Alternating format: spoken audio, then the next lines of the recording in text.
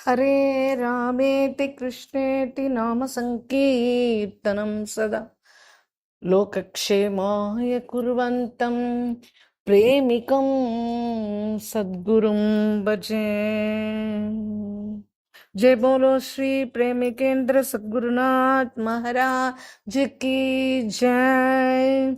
सर्व संतनों की जय। ராதே கிருஷ்ணா சக்கீஸ். இன்றைய தினம் நாம் ராஜரிஷி ஸ்ரீ வனமாலி ராய் பகதூர் ஜி இவருடைய சரித்திரத்தை காண இருக்கிறோம். இந்த ராஜரிஷி வனமாலி ராய் பகதூர் ஜி இவர்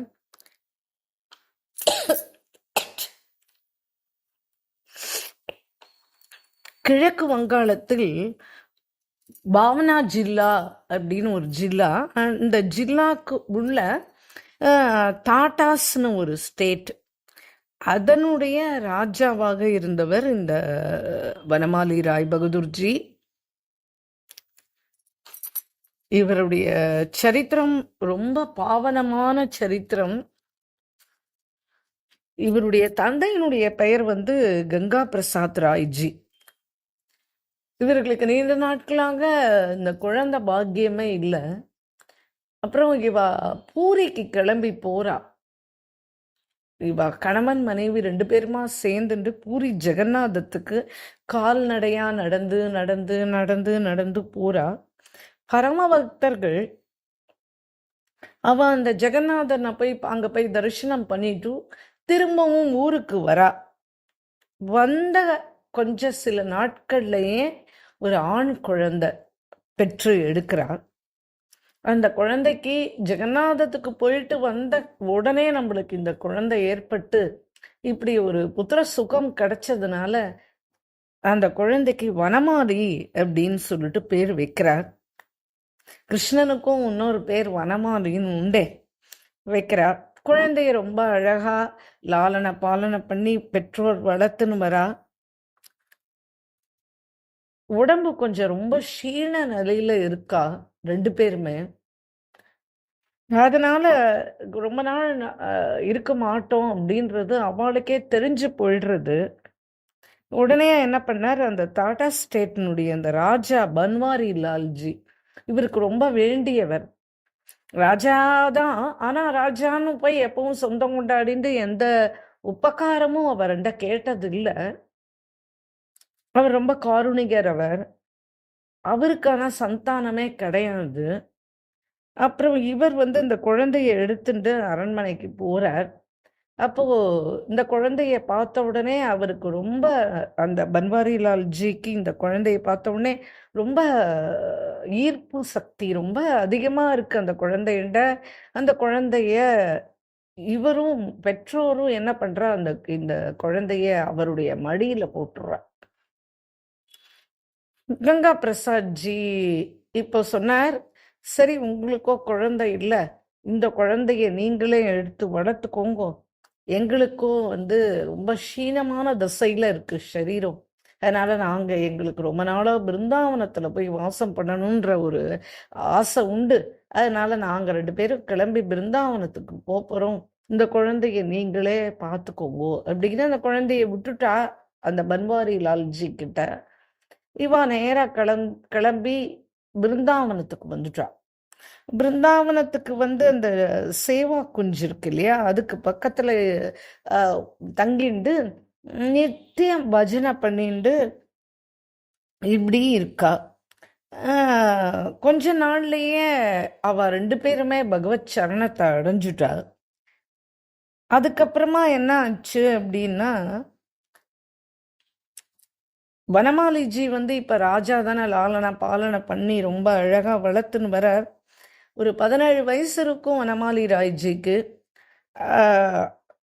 அந்த சமயத்துல இந்த பன்வாரி லால்ஜி பகவத் சரணத்தை அடைஞ்சிட்டார்.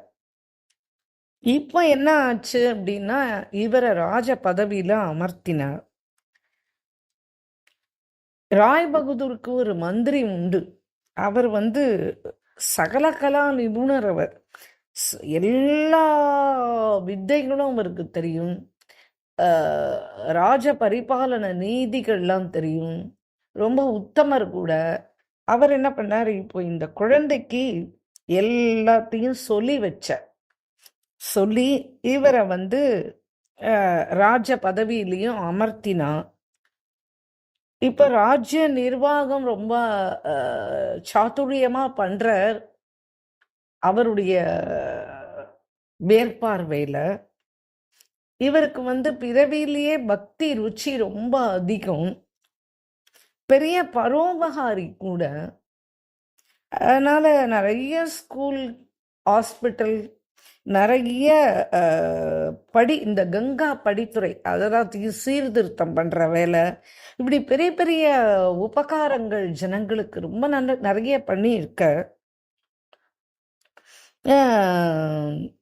இந்த பந்து சுந்தர்ஜி, படே பாபாஜி, கௌரங் மகாபிரபு, ராம்தாஸ் பாபாஜி, இப்படி பெரிய பெரிய பெரிய சந்துக்கள் இவெல்லாம் இந்த கிழக்கு வங்காளத்தை சேர்ந்தவா தான். ஆனா இந்த இந்தியா பாகிஸ்தான் அந்த பிரிவினை ஏற்பட்டது போது இந்த இடம் பூரா பாகிஸ்தானை போய் சேர்ந்து விடுத்து. ஆனா இப்போ வந்து பங்களாதேஷ்ல இருக்கு இந்த இந்த இடம். இப்ப பிரசன்ட் பங்களாதேஷ்ல இது இருக்கு. இது வந்து ரொம்ப அற்புதமான. பங்களாதேஷ்ல நிறைய இந்துக்கள் குடும்பம் வசிச்சுன்னு வந்த அன்றைய தினம் கிழக்கு வங்காளத்துல, அதாவது இந்த கௌராங்க மகாபிரபு இந்த மாதிரி பெரிய பெரிய மகான்கள் தோன்றின இடம்.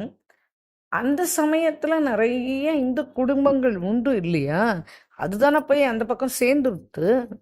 இதுல என்ன ரொம்ப வருத்தத்துக்குரிய விஷயம் அப்படின்னா, இந்த மகாபிரபுனுடைய விஹார ஸ்தலம்லாம் இருக்கு பத்தியா, அதெல்லாம் இன்றைய பங்களாதேஷ்ல தான் போய் சேர்ந்துட்டு.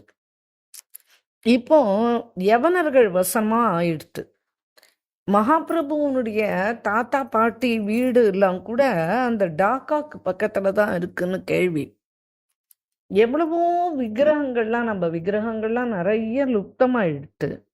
மேலும் மகாபிரபு வந்து ஸ்வயம் ஒரு விக்கிரகம், அவர் வச்சிருந்த விக்கிரகம், அவர் பூஜை பண்ணியிருந்த விக்கிரகம், அது அவளுக்கு தான் கொடுத்தார், அந்த தாத்தா பாட்டிக்கு தான் கொடுத்தார்.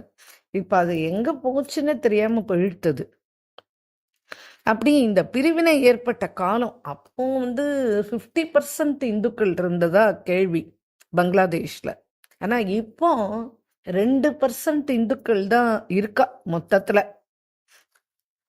எல்லாமே மதமாற்றம் ஆயாச்சு பூரா. இப்போ வனமாலி ராய் பகதூரனுடைய இந்த ஜென்மஸ்தானம் இப்போ அங்கதான் இருக்கு, இது பிரிச்சதுனால. இன்னைக்கும் அவரால் ஏற்படுத்தப்பட்ட அந்த பெரிய பெரிய பள்ளிக்கூடங்கள், ஔஷதாலயங்கள், பெரிய பெரிய அன்ன சாலைகள், இதெல்லாம் வந்து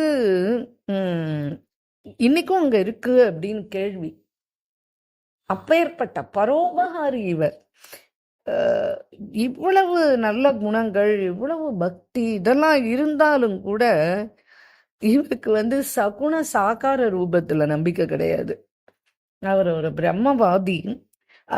அந்த பிரம்மஸ்வரூபம், அந்த சர்வவியாபக ஸ்வரூபம், அந்த நிராகாரமான ஸ்வரூபம், அந்த சர்வ நியந்தகன் அப்படின்னு சொல்லிட்டு அதுலதான் இவருக்கு ஈடுபாடை கண்டு இந்த லீலாக்கள், ராம லீலாக்கள், கிருஷ்ண லீலாக்கள், இதெல்லாம் அவருக்கு நம்பிக்கையே கிடையாது. விக்கிரக சேவையில அசலுக்கே ஈடுபாடும் கிடையாது. அதெல்லாம் அவர் நம்ப மாட்டார். பகவான் அப்படின்னா அவன் வந்து அவனுக்கு இதெல்லாம் கிடையாது, ரூபம்லாம் கிடையாது. அவனுக்கு சகுன சாகார ரூபம்தான், அதுல நம்பிக்கையும் கிடையாது இவருக்கு. இவர் பிரம்மவாதி. இவர் மொத்தத்துல கிருஷ்ணலீலா அதுலயும் இவருக்கு ஒன்றும் விசேஷமான நம்பிக்கைகள்லாம் கிடையாது. ஆனா எப்படி இருந்தா என்ன, பகவான் ஒருத்தருடைய ஹிருதயத்தை திருடணும்னோ இல்லை ஒருத்தரை ஆட்கொள்ளணும்னோ நினைச்சாருன்னா யார் மூலமாவது பகவான் பக்தனுடைய ஹிருதயத்தை தேடி அலைஞ்சு போய் அடைஞ்சிடுவான் அப்படின்றது தானே ஆனா இது ஒரு பெரிய அதிர்ஷ்டமான விஷயம். இது ரொம்ப பெரிய அதிர்ஷ்டமான விஷயம். இவர் இப்படி இருந்துட்டே இருக்கார், பிரம்மவாதியாவே இருந்துட்டு இருக்கார். ஒரு தடவை இவர் வந்து பட்டணப்பிரவேசம் பண்ணி அப்படி வந்துட்டு இருக்கார். பெரிய நிறைய கூட்டங்களோட யானைகள் குதிரைகள்லாம் முன்னாடி போக ரொம்ப ராஜானா அப்போ பேண்டு தாளவாத்தியத்தோட இவர் வந்துட்டு இருக்கார். இவர் வந்துட்டு இருக்கிறதுக்கு நேர் எதிர்ப்புறத்துல சாது பந்து சுந்தர்ஜி அவர் வந்துட்டு இருக்கார். பிரமாதமான பஜனை, நாம சங்கீர்த்தன், ஆயிரக்கணக்கான சிஷ்யர்களோட ஜால்ரா இந்த பக்கம், ஜால்ரா இந்த பக்கம், பேண்டு வாத்தியம் இந்த பக்கம்,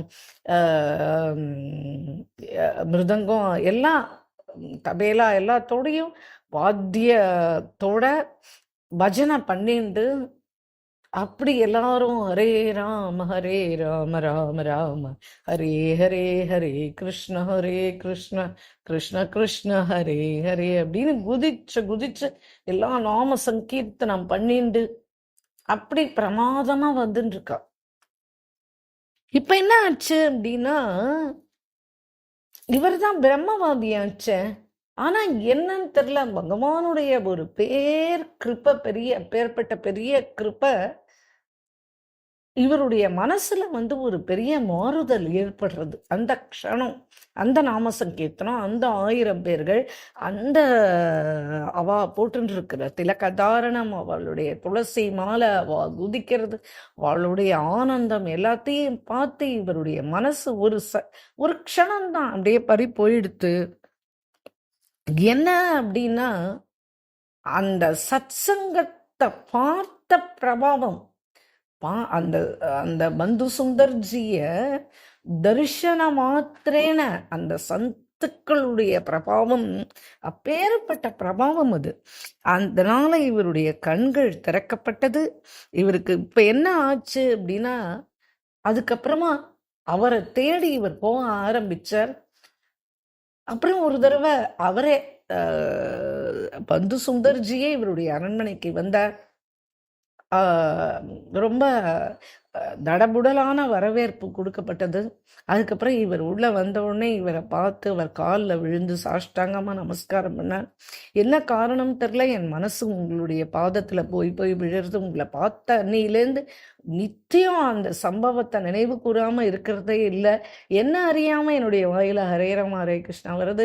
எனக்கு வந்து நான் பக்திமான் தான், இல்லைன்னு சொல்லல, ஆனா எனக்கு இப்படி ஒரு மாறுதல் என்னுடைய இருக்கு அப்படின்ன உடனே அவருடைய சம்சயங்கள்லாம் என்ன அப்படின்னு இவர் கேட்க, அவர் எல்லாத்தையும் சொல்ல, உடனே இவருடைய பதில்கள்னாலேயே இவர் அதற்கு விடையளிச்ச அடுத்த க்ஷணம் அவருடைய கண் திறக்கப்பட்டது.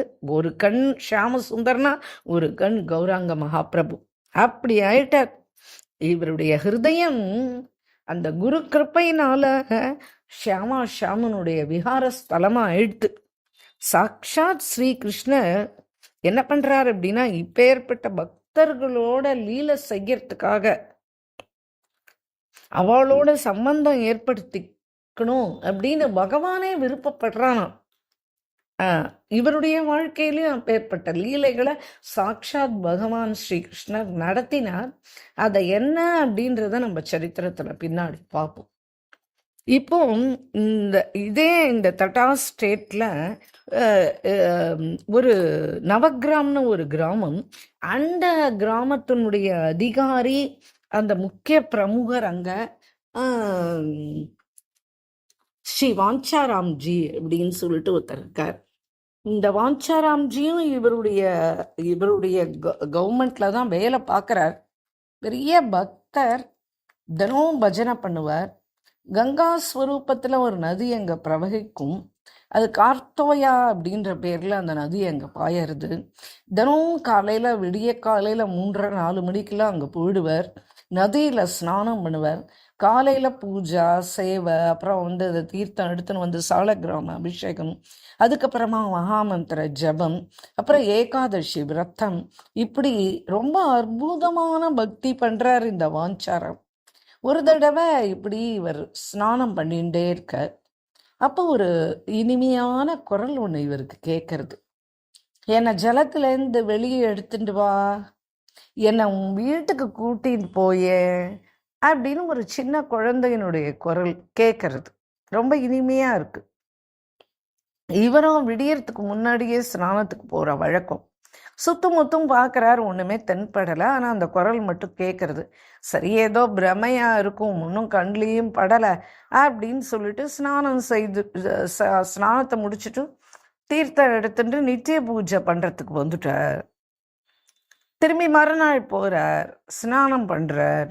அப்படியே அதே மாதிரி அந்த குரல் கேட்கறது. உடனே சுத்தம் முத்தும் பார்க்குறார், திரும்பி எதுவும் கண்ணில் தென்படலை. அப்புறம் நீர் அந்த குளிச்சார் இல்லையா, அந்த நதிக்குள்ளே இறங்கி இங்கே தொலாவி பார்க்குறார். ஒருவேளை இங்கே உள்ள ஏதாவது இருக்கோ என்னமோ, ஒன்றுமே தெரியல. சரி அப்படின்னு சொல்லிட்டு நித்திய விதி பூஜை பாட்டம்லாம் படிக்கணுமே, பாகவதெல்லாம் படிக்கணுமே அப்படின்னு சொல்லிட்டு நதி நீரை எடுத்துட்டு கிளம்பிட்டார். ஆனால் இன்றைய தினம் என்ன ஆச்சுன்னா, இவருடைய காதில் பூரா தினமும் அந்த அந்த குரல் கூப்பிட்றதே அது அப்படியே கேட்டுட்டே இருக்கு. மனசும் ஏதோ ஒரு சிந்தனையில் போய் போய் அழுந்துடுறது. இவருக்கு எப்பவும் இருக்கிற மாதிரி சுவாதீனமாக இருக்க முடியல. இது 3வது நாள். அன்னைக்கு அதே மாதிரி போய் குளிக்கிறதுக்கு போகிறார். அதே மாதிரி குரல் கேட்கறது. என்னை ஜலத்துலேருந்து வெளியில் கொண்டு வாயேன், என்னை உங்கள் ஆற்றுக்கு கூட்டின்னு போயேன் அப்படின்னு ஒரு ரொம்ப இனிமையான குரல் கேட்கறது. உடனே இவர் என்ன செஞ்சார், ஹரே அதிருஷ்ய தேவதையே, நீங்கள் யார்? உங்களுடைய குரல் மட்டும்தான் கேட்கறது. என் மனம் என்னமோ நேற்றுலேருந்து ரொம்ப தவிச்சுன்னு இருக்கு. யார் நீங்கள்? எந்த குழந்த மாதிரி இருக்கே குரலை கேட்டால். நான் என்ன பண்ணுவேன், ஏன் என்ன எங்கே இருக்கேன்னு எனக்கு கண்ணில் படலையே, நானும் தேடி பார்த்துட்டேனே, நான் என்ன பண்ணுவேன் அப்படின்னு சொன்ன உடனே அவருடைய காலில் ஏதோ ஒரு வஸ்து அப்படி என்னமோ விரலால் ஏதோ தீண்டுற மாதிரி ஒரு ஒரு உணர்ச்சி. உடனே 4:30 மணி இருக்கும், காலங்காத்தால கும்மிருட்டாக இருக்குது. சரி என்ன பார்க்கலாம், ஏதோ ஒரு வஸ்து வந்து காலில் இடறது, அது என்னன்னு பார்க்கலாம் அப்படின்னு குனிஞ்சு தொட்டு பார்க்குற. ஹரே, பெரிய டாக்கூர்ஜியினுடைய விக்கிரகம். உடனே 2 கையாலையும் தூக்குறார், 2 கையாலையும் தூக்குறார். பெரிய மூர்த்தி, பெரிய மூர்த்தி. உடனே என்ன பண்ணார், அப்படி பார்க்குறார். அத்தியந்த சுந்தரமா இருக்கு அந்த மூர்த்தி. அப்படியே அழகுன்னா அழகு சொட்டுறது. எவ்வளவு பெரிய மூர்த்தி. அப்படியே வெளியே தூக்கினார். ஒரு நிமிஷம் அப்படியே ஸ்தம்பித்து போயிட்டார். அப்புறம் ஹிருதயத்தோடு அப்படியே அணைச்சிட்டார். ஹரே கிருஷ்ணா, நீ தான் 3 நாளாக என்னோட விளையாடின்னு இருக்கியா அப்படின்னு கண்லேருந்து அப்படியே தார தாரையாக தண்ணீர் கொட்டுறது, உடல்லாம் அப்படியே நடுங்கிறது. அழ ஆரம்பிச்சுட்டார். நீ தான் பேசுனியா? எனக்கு எதுவுமே புரியலையே. நான் என்ன இவ்வளவு முட்டாளா? இல்லை என்னுடைய ஹிருதயம்தான் என்ன இவ்வளவு குரூரமான ஹிருதயமா? நான் என்ன பெரிய பக்தனா என்ன? இப்படி என்ன 3 நாளாக நீ கூப்பிட்டும் நான் இப்படி கவனிக்காம போயிட்டேனே. இன்னைக்கு 3வது நாள். இப்போவுமே நீ என்னுடைய காலை வருடினதுனால நான் வந்து இப்போ உன்னை தூக்கினேன். அப்படி நீ என் காலை மறுபடியும் எனக்கு எந்த சங்கோஜமும் ஏற்படலையே. நான் ஒன்றும் பெரிய பஜனையெல்லாம் பண்ணல. நான் என்ன பண்ணின்னு இருக்கேன், இந்த பூஜை புனஸ்காரம் இதெல்லாம் கூட வெறும் நாடகம்தான். நீ எத்தனை தயாளு அப்படின்னு அழுதுண்டே புலம்புற. இப்போ திரும்பவும் அந்த இனிய குரல், அந்த குரல் கேட்கறது. என்னப்பா பேசிகிட்டே இருக்கியே, எப்போ என்னை உங்கள் வீட்டுக்கு அழைச்சிட்டு போகிற? நான் எவ்வளவு நாளாக தண்ணீரில் இருக்கேன்னு உனக்கு தெரியுமா? எனக்கு ரொம்ப குளிர்றது. என்னை அழைச்சிட்டு போ சீக்கிரம். எனக்கு நல்ல வஸ்திரம் ஒன்று போட்டு விடுவியா? நான் எவ்வளோ நாளாக பசியில் இருக்கேன்னு தெரியுமா? இந்த தண்ணிக்குள்ளே எனக்கு நல்ல போகு வேணும், கொடுப்பியா? உடனே இவர் அந்த விக்கிரகத்தை எடுத்துட்டு மேலே படிக்கட்டில் வந்தார். ஓ, எத்தனை ஈரமாக இருக்கியே, அதான் உனக்கு குளிர்றது. ஆனால் என்னண்ட இப்போ எந்த உலர்ந்த வஸ்திரம் எதுவுமே இல்லையே, நான் என்ன பண்ணுவேன்? பரவாயில்ல, நீ அந்த ஈர வஸ்திரத்தாலேயே நான் முதல்ல தொடச்சு விடு. ஆஹா, என்ன பாக்கியமோ, என்ன கிருப்பை! உடனே தன்னுடைய வஸ்திரத்தாலேயே அப்படியே அந்த விக்கிரகத்தை தொடச்சார், இந்த மூர்த்தியை தொடச்சார். அப்புறம் தன்னுடைய மேல் வஸ்திரம் இருந்ததே அதால பூர்த்தி அப்படியே வீட்டுக்கு அழைச்சின்னு வந்துட்டார். ஆஹா, அந்த வாஞ்சாராமுக்கு என்ன கொடுப்புன்னு ஒரு மனையை போட்டார். ஆற்றுக்கு எடுத்துன்னு வந்த உடனே முதல்ல அந்த அவளை உட்கார வச்சார். அதுக்கப்புறம் சேவை ஆரம்பிச்சார். வாஞ்சாராம் இப்போ உலகத்தையே மறந்து போயிட்டார். இந்த அதிசய நிகழ்ச்சி அவருடைய மனசுல ஒரு பெரிய கிளர்ச்சியே ஏற்படுத்தித்து. இப்ப என்ன ஆச்சு அப்படின்னா, பிரபு இந்த மாதிரி அவருடைய வீட்டுக்கு வந்திருக்கிறது ஊர் பூரா பரவித்து. அரே, வாஞ்சாராமுக்கு இப்படி பேசுற மூர்த்தி நதியிலேருந்து கிடைச்சிருக்கார் அப்படின்னு சொல்லிட்டு எல்லாரும் பேசிக்கிறா. எல்லாரும் கும்பல் கும்பலா, அந்த காலத்துல எதுனாலும் எல்லாரும் வந்துருவா இல்லையா, அது மாதிரி எல்லாரும் கும்பல் கும்பலா பார்க்கறதுக்கு வர. உடனே டாக்கூர்ஜி கேட்குறார், சரி என் பேர் என்னன்னு கூட நீ இது வரைக்கும் இன்னும் என்னை கேட்கவே இல்லையே, ஏ அப்படின்னு கேட்குறார். கேட்ட உடனே இவர் சொன்னார், இல்லைப்பா நீ ஏன் சொல்லு, எனக்கு எதுவுமே புரியல உண்மையா அப்படின்னு சொன்ன உடனே, என் பேர் ராதா வினோத் அப்படின்னு சொல்கிறார். இப்போ நிஜமாவே வினோதமான லீலைகள் மேலே மேலே மேலே மேலே பண்ணிண்டே போறார் இந்த ராதா வினோத்ஜி. இப்போ என்ன பண்ணார், இவர் அபிஷேகம்லாம் பண்ணார். அதுக்கப்புறம் நன்னா தொடச்சி விட்டார். அதுக்கப்புறம் சாம்பிராணி போட்டார். அதுக்கப்புறம் தூப தீபங்கள்லாம் ஆன உடனே ரொம்ப அழகான போஷாக்கு ஒன்று ரெடி பண்ணி அந்த அவருக்கு போத்தி விட்டார். அதுக்கப்புறம் அதுக்கு மேலே பிரமாதமாக நிவேதனம் ரெடி பண்ணார். நிவேதனம் ரொம்ப அழகாக ரெடி பண்ணி ஆர்த்தி பஜன் இத்தியாதிகள் தாம் தூம் படுறது வீடு. இப்பெல்லாம் தினமுமே வாஞ்சாராம் வீட்டில் உற்சவம்தான். ஆனந்தபூர்வமாக அப்படி ஒரு சேவை பண்ணுறார் அந்த பகவானுக்கு. இப்படி ஒரு சாலக்கிராம பூஜை நித்து செஞ்சு இன்றைய தினம் நீ என்னோடையே எனக்காகவே வந்துட்டியே அப்படின்னு கொஞ்சி கொலாவுவார் அந்த ராதா வினோத்ஜியோட. ராதா வினோத்ஜி பேருக்கு ஏற்ற மாதிரி வினோதங்கள் பல நடத்துறார். என்ன அப்படின்னா, எல்லாரையும் ஆனந்தத்துல மூழ்கடிக்கிறவர் தான் இந்த ராதா வினோத்ஜி. பேர்பட்ட பகவான் இவர், இந்த ராதா வினோத். வாஞ்சாராம்ஜி கிட்ட வந்து சொல்லுவார், இந்த பாரு, எனக்கு ஒரே போஷாக்கு எனக்கு போட்டா பிடிக்காது, எனக்கு விதம் விதமா நீ தைச்சு போடணும், கலர் கலரா போஷாக்கு போடணும். அப்புறமா இன்னைக்கு இன்னைக்கு என்ன ஸ்வீட் பண்ற தெரியுமா, எல்லாம் கனவுல வந்து சொல்வார், சில சமயம் பிரத்யக்ஷமா பேசுவார். இன்னைக்கு என்ன மாலை போடணும், இன்னைக்கு என்ன ஷர்பத் கொடுக்கணும், இன்னைக்கு என்ன புல்கா சாகு என்ன பாத்து சாப்பிடுவார், இன்னைக்கு எல்லாத்தையுமே அது கனவுல சொல்லுவார். இன்னைக்கு கதம்ப சென்ட் வேண்டாம், ரொம்ப குளிராக இருக்குது, அதனால இன்னைக்கு எனக்கு கேசர் சென்ட் போடணும், சீதளமாக இருக்கும்போது கேசர் சென்ட் தானே போடணும் அப்படின்னு கேட்பார். அதுக்கப்புறம் இன்னைக்கு ஒரு நாளைக்கு சொல்வார், இன்னைக்கு பூரி கச்சோடி மால்புவா இதெல்லாம் எனக்கு வேணும். அப்புறம் ஸ்வீட்டில் எனக்கு அல்வா ரசகுல்லா இதெல்லாம் தயார் பண்ணு அப்படின்னு சொல்லுவான். இப்படி விதவிதமாக தனக்கு என்ன வேணுமோ அதெல்லாம் கேட்டு அவரை பண்ண சொல்லி அந்த ராஜ்போகில் ரொம்ப அற்புதமாக உட்காந்துட்டு சாப்பிடுவான். சில சமயம் நேர்லேயே பிரலாபிப்பான், சில சமயம் கனவுல வந்து சொல்லுவான். வாஞ்சாராம்ஜி ஒன்றும் யுவக் கிடையாது, அவர் கொஞ்சம் விருத்தர் தான். அப்புறம் இன்னைக்கு எனக்கு மாம்பழ ரசம் ஆம்ரஸ் வேணும், இன்னைக்கு எனக்கு அது குடிக்கணும் மாதிரி இருக்கு அப்படின்னு சொல்லுவான்.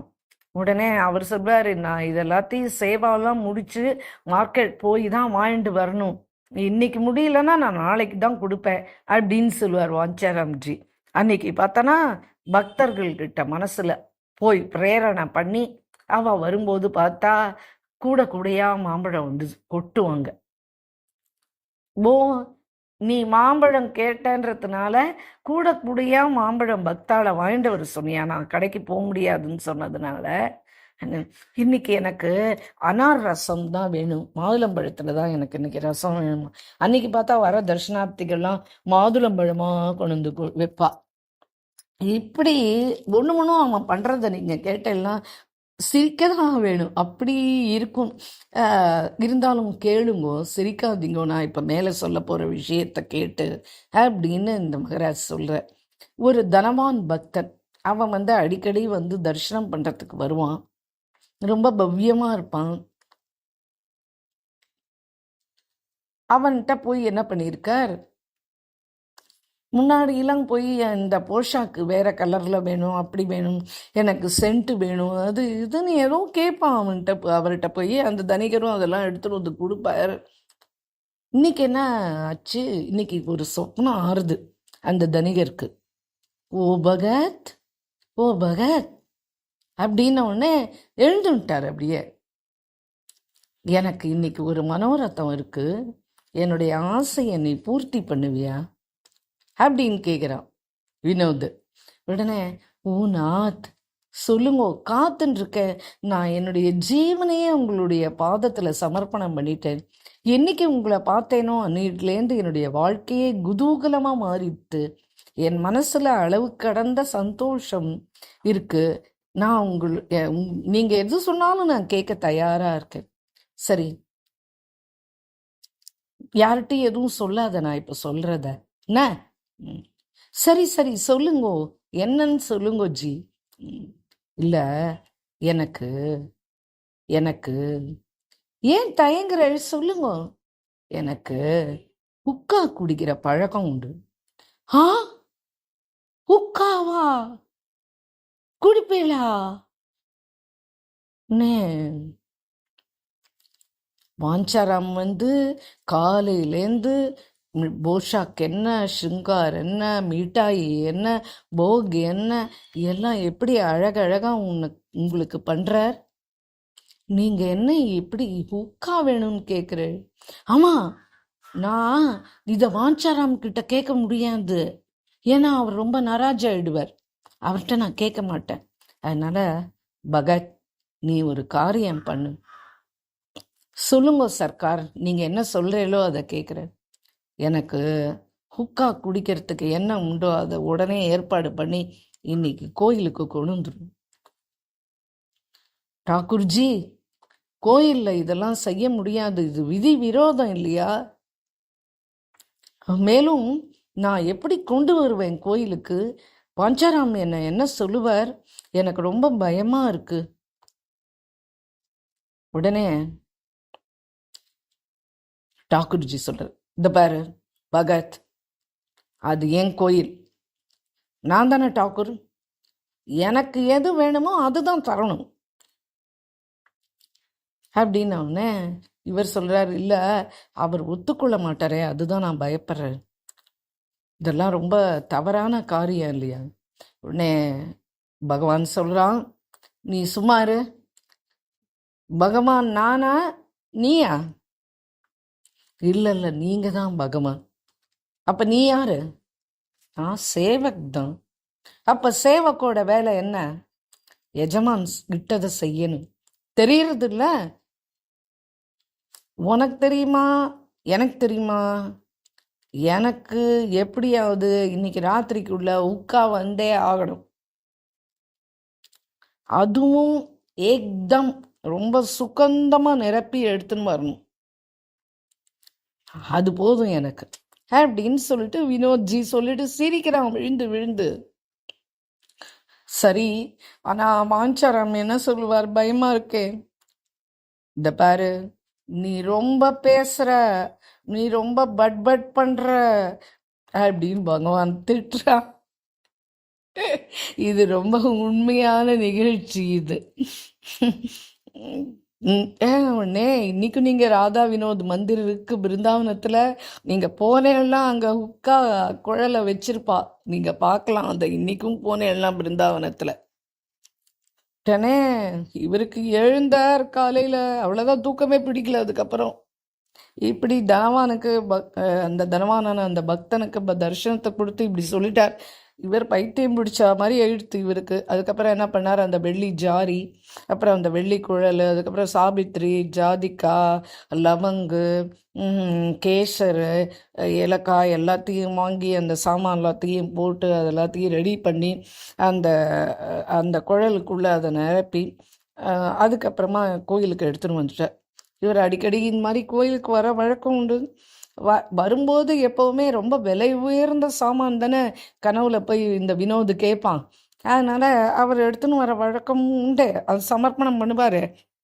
இன்னைக்கு இவர் வந்தார், நுழைஞ்ச உடனே வஞ்சாரம் எதிர்க்கே இருந்தார். அதனால் வாங்க வாங்க வாங்க வாங்க அப்படின்னு கூப்பிட்டார். உட்காருங்க உட்காருங்க உட்காருங்க அப்படின்னு உடனே உட்கார்ந்தார். ராதா வினோத் ஏதாவது சொப்பனத்தில் கேட்டானா அப்படின்னு கேட்டார். அதானே வந்திருக்கே அப்படின்னு. ஏன்னா நீங்கள் வினோதுக்கு ரொம்ப பிரிய பக்தர், எது அவனுக்கு வேணும்னாலும் அவன் உங்ககிட்ட கேட்டிருப்பான். அதனால தான். சரி முதல்ல உட்காருங்க. ஆமாம், ஷிங்கார் சமயம் தானே இப்போ அப்படின்னு கேட்டார் வந்தவர், அந்த பக்தர்.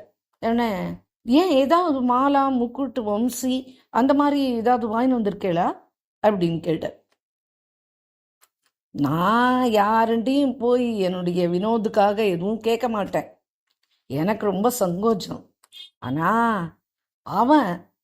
அவனுக்கு எது வேணுமோ அதை கேட்டு பெற்றுக்கிறதுல அவனை விட நிபுணன் வேற யாருமே இருக்க முடியாது.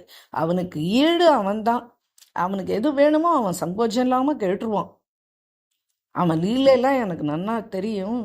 சரி, இன்னைக்கு என்ன கொண்டுருக்கீங்கோ சமர்ப்பணம் பண்ணுறதுக்கு? ஏன்னா எனக்கு அடுத்தது ராஜ்போகுக்கு உள்ளே போகணும், வேலை இருக்குது, சொல்லுங்க அப்படின்னு. அவனு மெல்ல மெல்லமாக இவர் சங்கோஜப்பட்டு நெளிஞ்சுண்டு மெல்லமாக மேல் வஸ்திரத்தை எடுத்து அதுக்கு பையை அதுக்குள்ளே வச்சுருக்கார். அந்த பையை வெளில எடுத்தார். வஞ்சாராம் பார்த்தார் இவர் எடுத்து வச்சதை. ஹே பகவான், இது என்னது இது? உடனே அவர் சொன்னார், அந்த பக்தர், தனிக பக்தர், அவர் சொன்னார், இதை பாருங்க, எனக்கு ஒன்றுமே தெரியாது, நீங்கள் கோபம் மட்டும் படாதீங்க. உங்கள் முகத்தை பார்த்தாலே இப்போ எனக்கு ரொம்ப பயமாக இருக்குது. எனக்கு சந்துக்கள்லாம் கோபிச்சுட்டா அந்த கோபத்தில் எனக்கு ரொம்ப பயம் அதிகம். சந்துக்களுடைய கோபத்துக்கு நான் ஆளாகக்கூடாது. உண்மையாக சொல்கிறேன், நானாக எடுத்துன்னு வரல இது. என் மேலே, எங்கள் அப்பா அம்மா மேலே, எங்கள் தாத்தா பாட்டி மேலே அப்படின்னு 2 காரையும் பற்றினார். நீங்கள் நாராஜ் ஆகாதீங்கோ, நானாக எடுத்துன்னு வரல. என் கனவுல வந்து கேட்டான். என்ன கேட்டான்? என்னப்பா கேட்டான்? இதை பார்த்தா உக்கா மாதிரி இருக்கேப்பா. உக்கா மாதிரி இல்லை குருஜி, உக்காவே தான். ஹாய் ஹாய், என்ன இந்த உக்கால நான் என்ன பண்ணணும் அப்படின்னு கேட்டார் வாஞ்சாரம். மகாராஜ், உங்கள் பையன், உங்கள் டாக்கூர், உங்கள் ராதா வினோத் என் நண்ட கனவுல வந்து ராத்திரி எனக்கு உக்கா வேணும், நாளைக்கு கண்டிப்பாக எடுத்துன்னு வரணும் அப்படின்னு சொன்னான். நான் ஏன் இதெல்லாம் கேட்குறேன் அப்படின்னு கேட்டேன். அதுக்கு அவன் வந்து எனக்கு உக்கா குடிக்கிற பழக்கம் உண்டுன்னு சொன்னான் அப்படின்னு. ஹே பகவான், ஹுக்கா குடிப்பானா வினோத்? அவனுக்கு கொஞ்சம் கூட பயமே கிடையாது. உலகம் என்ன சொல்லும் எனக்கு நம்பிக்கையே இல்லை. நான் ஒன்று சொல்கிறேன், ராதா வினோத் அப்பேற்பட்ட குழந்தை கிடையாது. அவன் உன்னை இப்படி கேட்டிருக்க மாட்டான். இது உன்னுடைய வெறும் மனப்பிரமதான்ப்பா. சரி, நான் அவனை கேட்குறேன், கொஞ்ச நாள் உட்காருங்க. நான் தப்பாக சொன்னால் இவர் உடனே காதல் 2 காதையும் பிடிச்சுன்னு திரும்பி, நான் தப்பாக சொல்லியிருந்தேன்னா என் பூர்வஜர்களோட நான் நரகத்துக்கு போயிடுவேன். நான் முடியாதுன்னு எவ்வளோ வாதாடினேன். ஆனால் அவர் உனக்கு தெரியுமா எனக்கு தெரியுமா, நீ பகவானா நான் பகவானா அப்படிலாம் கேட்டார். உடனே வாஞ்சாராம் சொன்னார், ஆமாம்மா, இவன் தினம் ஒரு விளையாட்டு விளையாடுறான், இவன் ரொம்ப ஷோக்வாலா டாக்கூர் தான் இவன் அப்படின்னு சொன்னார். அப்போது 1/2 மணி நேரம் கழித்து கரெக்டாக ராஜ்போக் பண்ணுற அந்த மணி வந்துடுத்து. உடனே இவர் என்ன பண்ணார், அதை எடுத்துட்டு வாஞ்சாராம் உள்ளே போகிறார். இந்த அந்த ஜாரினி அந்த குழல் எல்லாத்தையும் எடுத்துட்டு அந்த பவுடர் எல்லாத்தையும் எடுத்துன்னு உள்ளே போகிறார். உடனே டாக்கூர் அப்படியே சிரிக்கிறான் இவளை பார்த்து. அவர் உடனே வினோத், உனக்கு உக்கா குடிக்கிற பழக்கம் உண்டா அப்படின்னு கேட்குறார். உடனே ஆமாம், நான் உக்கா குடிக்கிற பழக்கம் எனக்கு உண்டு. ஏன் தெரியுமா, நான் இவ்வளோ நாள் தண்ணியில் தானே இருந்தேன், அதனால் எனக்கு சரீரத்தில் சூடு ஏறணும். அதனால் நான் அந்த பகத்தோட சொப்பனத்தில் போய் எனக்கு வேணும்னு நான் தான் கேட்டேன். நீ வேணான்னு சொல்லிடாத, இப்போவே உக்காவை நிரப்பி அந்த குழலை என் கையில் கொடு. உடனே வாஞ்சாராமுக்கு கை காலெல்லாம் வெளுத்து போயிடுத்து. ரொம்ப சங்கோஜத்தோட, ரொம்ப அவருக்கு தர்ம சங்கடமான சூழ்நிலை. அந்த அந்த ஹுக்காவை ரொப்பி அப்படியே அவருடைய கர்ப்ப கிரகத்தில் வச்சுட்டார். டாக்கூர்ஜி கையில் அந்த குழலை கொடுத்துட்டார். சரி, நீ இப்போ வெளில போகலாம். யாரு? வினோத். தர போடு அப்படின்றான். உடனே இப்போ இவர் கையில் குழலை கொடுத்துட்டார். அதில் அந்த சாமான்லாம் நிரப்பி வச்சுட்டார். பிரபுவுக்கு ஆச்சமனம் பண்ணி ஹுக்காவை கையில் கொடுத்துட்டு வெளியில் தர போட்டுட்டு கோயில் வாசலில் அந்த பக்தர் இந்த வாஞ்சாராம் 2 பேருமே உட்கார்ந்துட்டுருக்கா. ஒன்றுமே பேசலை. வாஞ்சாராமுக்கு மனசு பூரா என்னடா இது ஒரு சேவை, இது என்னது இதெல்லாம் அப்படின்னு இவருக்கு ஏதோ போயின்னு இருக்கு மனசில், வாஞ்சாராமுடைய மனசில். அந்த பகத்தினுடைய மனசில் வாஞ்சாராமே நம்மளை பற்றி என்ன நினச்சி பாரோன்னு அவருக்கு அந்த கவலை. கொஞ்ச நேரத்தில் பார்த்தோன்னா குடு குட் குடு குடு குடு குடு குடு குடுன்னு சத்தம் கேட்கறது உள்ளேந்து.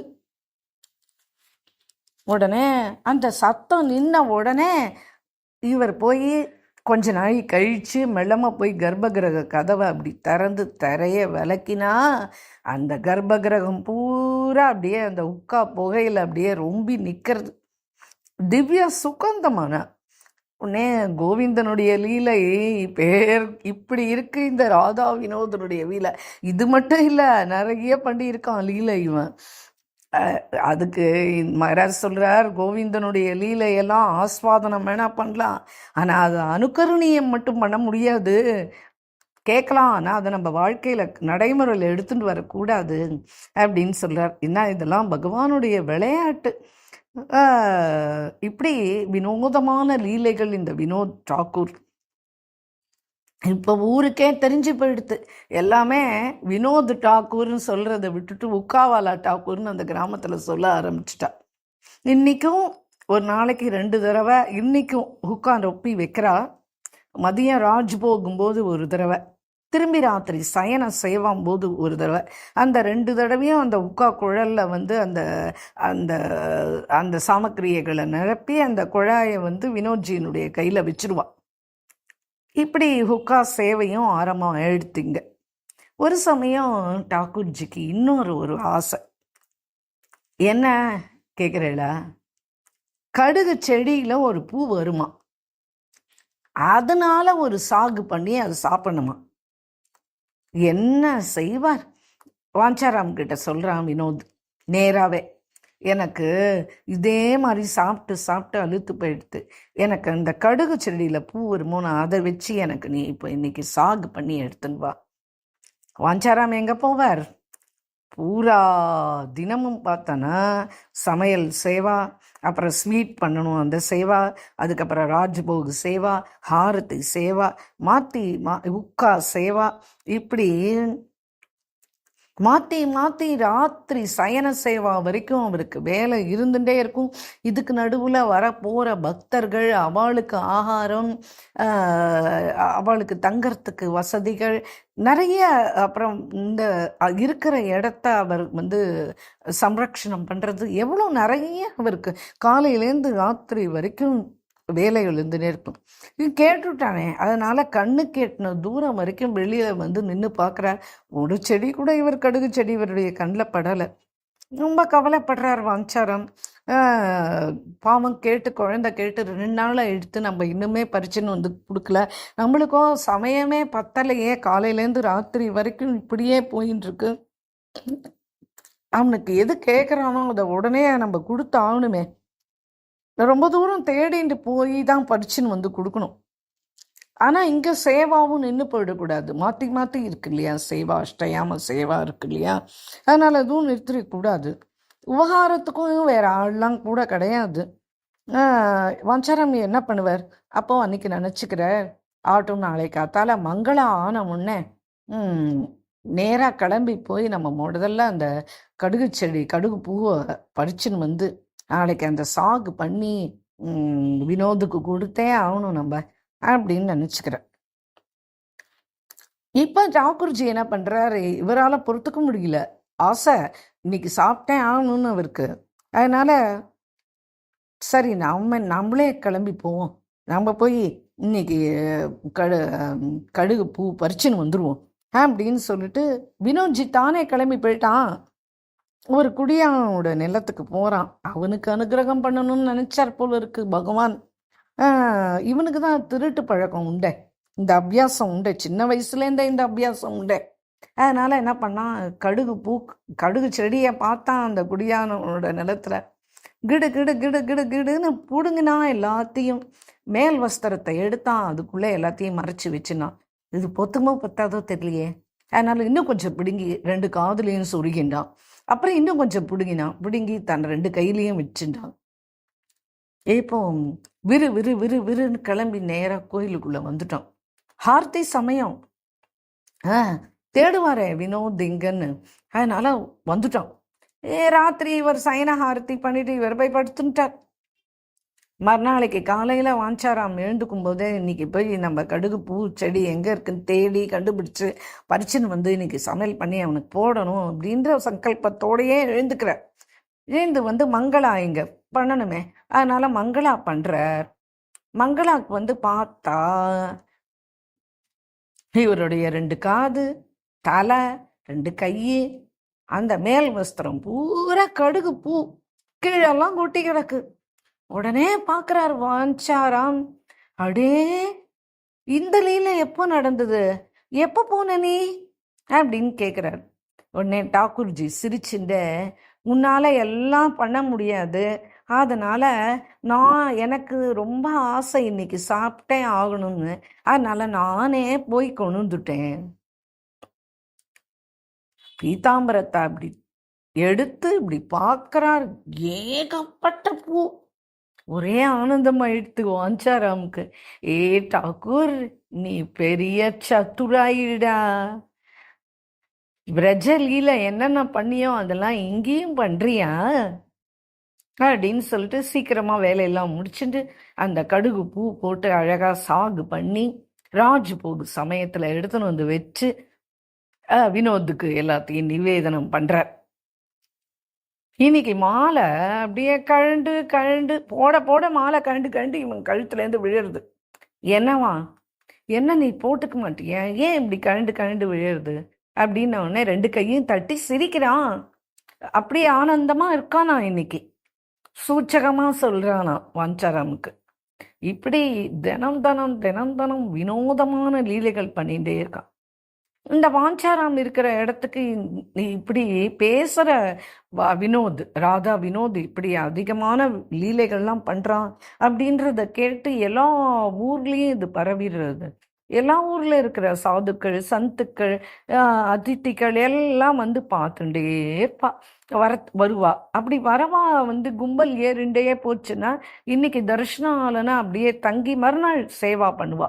இப்படி 2 நாள் இருந்து நாங்கள் பார்த்துட்டு போகிறோம் அப்படின்னு தங்கரவாடும் இருப்பா. இவர் ஒன்றும் சொல்ல மாட்டார் சேவார்த்திகளை.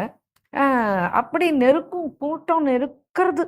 அப்படி இவர் ராதா வினோத் சன்னதியில் சதா கூட்டம் அலமோது, யார் யார் என்னென்ன வேண்டுதல்கள் வைக்கிறாளோ எல்லாத்தையும் வினோதமாக அவளுக்கு ஊருக்கு போய் சேரத்துக்குள்ளேயே பண்ணி கொடுத்துருவான். அப்பேற்பட்டவன் இவன். ரொம்ப தயாளு, ஹிருதயத்தில் ரொம்ப தயாளு. அப்படி இவரும் வாஞ்சாராமும் இப்படி ஜனங்கள் வராளே அப்படின்னு அலுத்துக்க மாட்டார். அதிதிகளுக்கெல்லாம் அப்படி ஒரு சேவை பண்ணுவார். ஒரு நாளைக்கு என்ன ஆச்சு, பாதி ராத்திரி இருக்கும். ஒரு அதித்தி ரொம்ப தொலைவுலேருந்து வரார், வந்து சேர்ந்துட்டார் இங்கே. வழி பூரா வினோத் எப்படி இருப்பான், அவனை பற்றி நம்ம இப்படிலாம் கேள்விப்பட்டோமே, நம்ம எப்போ பார்ப்போம் எப்போ பார்ப்போம் எப்போ பார்ப்போன்னு அப்படியே அவர் ரொம்ப ரொம்ப பேராவலோட வரார் அவர். வாஞ்சாராம் வந்து காலையில் 4 மணிக்கு எழுந்தார்னா ராத்திரி வரைக்கும் மாற்றி மாற்றி மாற்றி மாற்றி மாற்றி மாற்றி சேவா வரவா போறவா இப்படி அதுக்கு வேண்டிய மறுநாளைக்கு வேண்டிய ஏற்பாடுகள் பண்ணுறது, இப்படி பண்ணி ராத்திரி ரொம்ப அலுப்பாக படுத்துன்னு தூங்குற, அசந்து தூங்குறார் அவர். இப்போ வந்தவர் என்ன பண்ணார், கதவை டம் டம்னு இடிக்கிறார். பனிக்காலம் வேற அப்போ தான் டாக்கூர்ஜி ஹுக்கா குடிச்சுன்னு இருக்கார் உள்ள. அவருக்கு வந்து இந்த கதவு தட்டுற சத்தம் கேட்கறது. உடனே வாஞ்சாராம் பாவம் காலையிலேருந்து எத்தனை வேலை நம்மளுக்காக தானே இவ்வளவும் பண்ணுறான் வாஞ்சாராம், பாவம் தூங்கட்டும், நம்ம போய் கதவை திறப்போம் அப்படின்னு சொல்லிட்டு ஒரு சின்ன குழந்தை மாதிரி வந்து கதவை திறக்கிறார். கதவை திறந்த உடனே அவருக்கு வந்து இந்த குழந்தை பகவான்னு எப்படி தெரியும்? வாஞ்சாராம் எங்க அப்படின்னு கேட்குறார். அவர் அசந்து தூங்குறார். நீ யாருப்பா அப்படின்னு கேட்குறார். நான் அவருடைய புத்திரன். அப்படியா, உங்கள் பேர் என்ன? என் பேரா வினோத் அப்படின்ற. வாஞ்சாராம்னு எங்கள் அப்பா அசந்து தூங்குறா, இப்போ போய் எழுப்பக்கூடாது, அதனால் உங்களுக்கு நான் எங்கே இருக்குன்னு சொல்கிறேன், நீங்கள் அங்கே போய் தங்கிக்கிறீங்களா? காலையில் எழுந்த உடனே நீங்கள் வாஞ்சாராமை பார்க்கலாம், எங்கள் அப்பாவை பார்க்கலாம். வந்தவருக்கு பயங்கர பசி, நடந்து வேற வந்திருக்கார், அவரால் முடியல. சரி, ஏதாவது பிரசாதம் இருந்தால் கொஞ்சோண்டு கொடுங்களேன், எனக்கு ரொம்ப பசியாக இருக்கு அப்படின்னு. உடனே இந்த இவன் வினோத் இவன் சொல்கிறான், ஒன்றும் பிரச்சனை இல்லை, பிரசாதம் இல்லைன்னு தெரியும், பகவான் ஆச்சு சர்வாந்தரியாமி சர்வசக்திமா, அவனுக்கு தெரியாத என்ன இருக்கு, பிரசாதம் செய்கிற சாமான்லாம் இருக்கு, நான் உங்களுக்கு இடம் காமிக்கிறேன், இப்போ நீங்கள் என் பின்னாடியே வாங்கோ, நான் சமையல் அறைக்கு கூட்டின்னு போகிறேன், நான் உங்களுக்கு கூட ஹெல்ப் பண்ணுறேன், நீங்கள் உங்களுக்கு என்ன வேணுமோ அதை பண்ணி சாப்பிடலாம் வாங்க அப்படின்னு சொல்லிட்டு நேராக சமையல் ரூம் கதவை திறந்து பார்க்கணும். பார்த்தா அங்கே ஒன்றுமே சாமான்கள்லாம் சரி வரவே இல்லை. இவர் மறுநாள் தான் போய் வாஞ்சாராம் வந்து எல்லா சாமானும் வாங்கிட்டு வரணும்னு நினச்சின்னு இருக்கார். அதுக்குள்ள இவருக்கு வினோதுக்கு, ஐயோ என் பக்தன் பசியால் தவிக்கக்கூடாது, என் பக்தன் வருத்தப்படக்கூடாது அப்படின்னு சொல்லிட்டு, சரி நீங்கள் கொஞ்சம் இங்கே கொஞ்சோண்டு ஆட்டா இருக்குது பார்த்தாளா, இதை பிசைஞ்சு நீங்கள் சப்பாத்தி இட்டுட்டே இருங்கோ, நான் இதோ வரேன் அப்படின்னு இது பெரிய மனுஷன் மாதிரி இது என்ன பண்ணிட்டு நேராக ஒரு பையை தூக்கிண்டு நேராக வாஞ்சாராம் எங்கே சாமான் வாங்குறாரோ அந்த கடைக்கு போயிடுது. போய் வினோது கதவை இடிக்கிறான். அந்த கடைக்காரன் வந்து வாசலில் வந்து கதவை திறந்து, பாருங்கோ அவன் வீட்டு வாசலில் போய் பகவான் பைய வச்சு நிற்கிறான், அவனுக்கு எப்போ ஏற்பட்ட கிருப்பை பத்தையில் என்ன வேணும் அப்படின்னு கேட்குறான் அந்த அவன். இல்லை, என்னை வாஞ்சாராம் தான் அனுப்பி வச்சார், ஒரு அதித்தி வந்திருக்கார், சாமான்லாம் ஒன்றும் சரியா இல்லை, அதுக்காக இப்படி அர்த்தராத்திரி அமிச்சாராம் உங்களை அப்படின்னு கேட்குறான் இந்த கடைக்காரர் வினோத்கிட்ட. நான் உன்னை அங்கே பார்த்ததே கிடையாது, நான் நிறைய தடவை வந்திருக்கேனே சாமான் எடுத்துட்டு, நான் உன்னை அங்கே பார்த்ததே இல்லையேப்பா அப்படின்ட்டு. நான் அங்கே தான் இருக்கேன், நீங்கள் என்னை சரியாக பார்த்துருக்க மாட்டேன், வேற ஒன்றும் இல்லை. சரி, இல்லை இது வரைக்கும் இந்த மாதிரிலாம் யாரையும் அனுப்பிச்சு சாமான்லாம் கேட்டதே இல்லை, வாஞ்சாராமே தான் நேரில் வருவார், நீ யாரு, எனக்கு நம்பிக்கை இல்லை உன்னை பார்த்தா, இன்னொன்று சாமான் கேட்குற, பணம் கேட்டால் கையில் கால்னா காசு கிடையாதுன்ற, இப்போ என்ன பண்ணுறது, நான் உன்னை நம்பி எப்படி கொடுப்பேன் அப்படின்றாங்க கடைக்காரன். உடனே வினோத்ஜி சொன்னார், காசு தானே வேணும் உனக்கு, இதோ இரு அப்படின்னு கையிலேருந்து அந்த தங்க கடாவை அப்படியே கழட்டினான். அதை அப்படியே எடுத்து அந்த கடைக்காரன் கையில் வச்சான். அவனுக்கு தூக்கி வாரி போடுறது, ஸ்பர்ஷம் பட்ட உடனே அவனுக்கு தலை மேலே ஏதோ விருன்னு ஏறுறது. ஆனால் தூக்க கலக்கம் வேற. இந்த உடனே என்ன சாமான் வேணும், இந்த கடையை திறந்து வச்சுட்டேன், உனக்கு என்ன வேணுமோ எல்லாத்தையும் எடுத்துன்னு போ அப்படின்னு சொல்லிட்டு அவன் போய் படுத்துட்டான். இவன் என்ன பண்ணான், எல்லா சாமானையும் வேண்டிய சாமான் வேண்டாம் எல்லாத்தையும் எடுத்து அந்த பை நிறைய, தலை நிறைய, 2 கை நிறைய எல்லாம் அள்ளிண்டு அப்படியே வரான். ஏகப்பட்ட சாமானம் எடுத்துட்டு வரான். உடனே எடுத்துன்னு வந்த உடனே அவரை பார்த்துட்டு, அப்பா உனக்கு எதுக்குப்பா இவ்வளோ கஷ்டம், ஏன்பா நீ இப்படிலாம் பண்ணுற, வேணாம் நீங்கள் ஒன்றும் பண்ணாதீங்க, நீங்கள் இந்தாங்கோ நான் நெய் எடுத்துன்னு வந்துட்டேன், நீங்கள் சப்பாத்தி போடுங்க அப்படின்னு இந்த சாமான் எல்லாத்தையும் வாஞ்சாராம் எந்தெந்த இடத்துல எப்படி என்னென்னத்தை எதில் கொட்டி வைப்பாரோ, எதை எங்கெங்கே அடுக்குவாரோ எல்லாத்தையும் அடுக்குறோமா இந்த குழந்தை. அத்தனையும் பண்ணி இங்கே போகு தயாராகிடுது. ஆனால் நிவேதனம் பண்ணாமல் எதையும் சாப்பிட முடியாதே. உடனே இவருக்கா வந்தவருக்கு நல்ல பசி, அர்த்தராத்திரி வேலை. உடனே நான் நிவேதனம் பண்ணாமல் எப்படி சாப்பிடுவேன் அப்படின்றார் வந்த பக்தன்.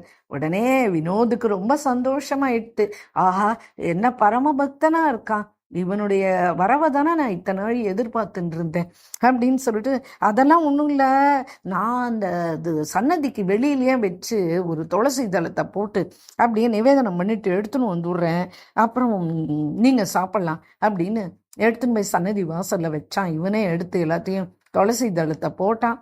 இவனே எடுத்து ஒன்றையும் கொஞ்சம் கொஞ்சம் எடுத்து வாயில் போட்டுட்டான், பிச்சு போட்டான், கீழெல்லாம் சீந்தித்து அப்படியே நேராக எடுத்துன்னு வந்து கொடுத்து, ஆமாம்மா இதோ நிவேதனம் பண்ணியாச்சு, நீங்கள் சாப்பிட்டுட்டு இந்த எதிர்க்க இருக்கிற அறையில் நீங்கள் போய் படுத்துன்னு தூங்கலாம், காலையில் பார்க்கலாம் அப்படின்னு சொல்லிட்டு கிளம்பி போயிட்டான். இவன் மறைஞ்சு போயிட்டான்.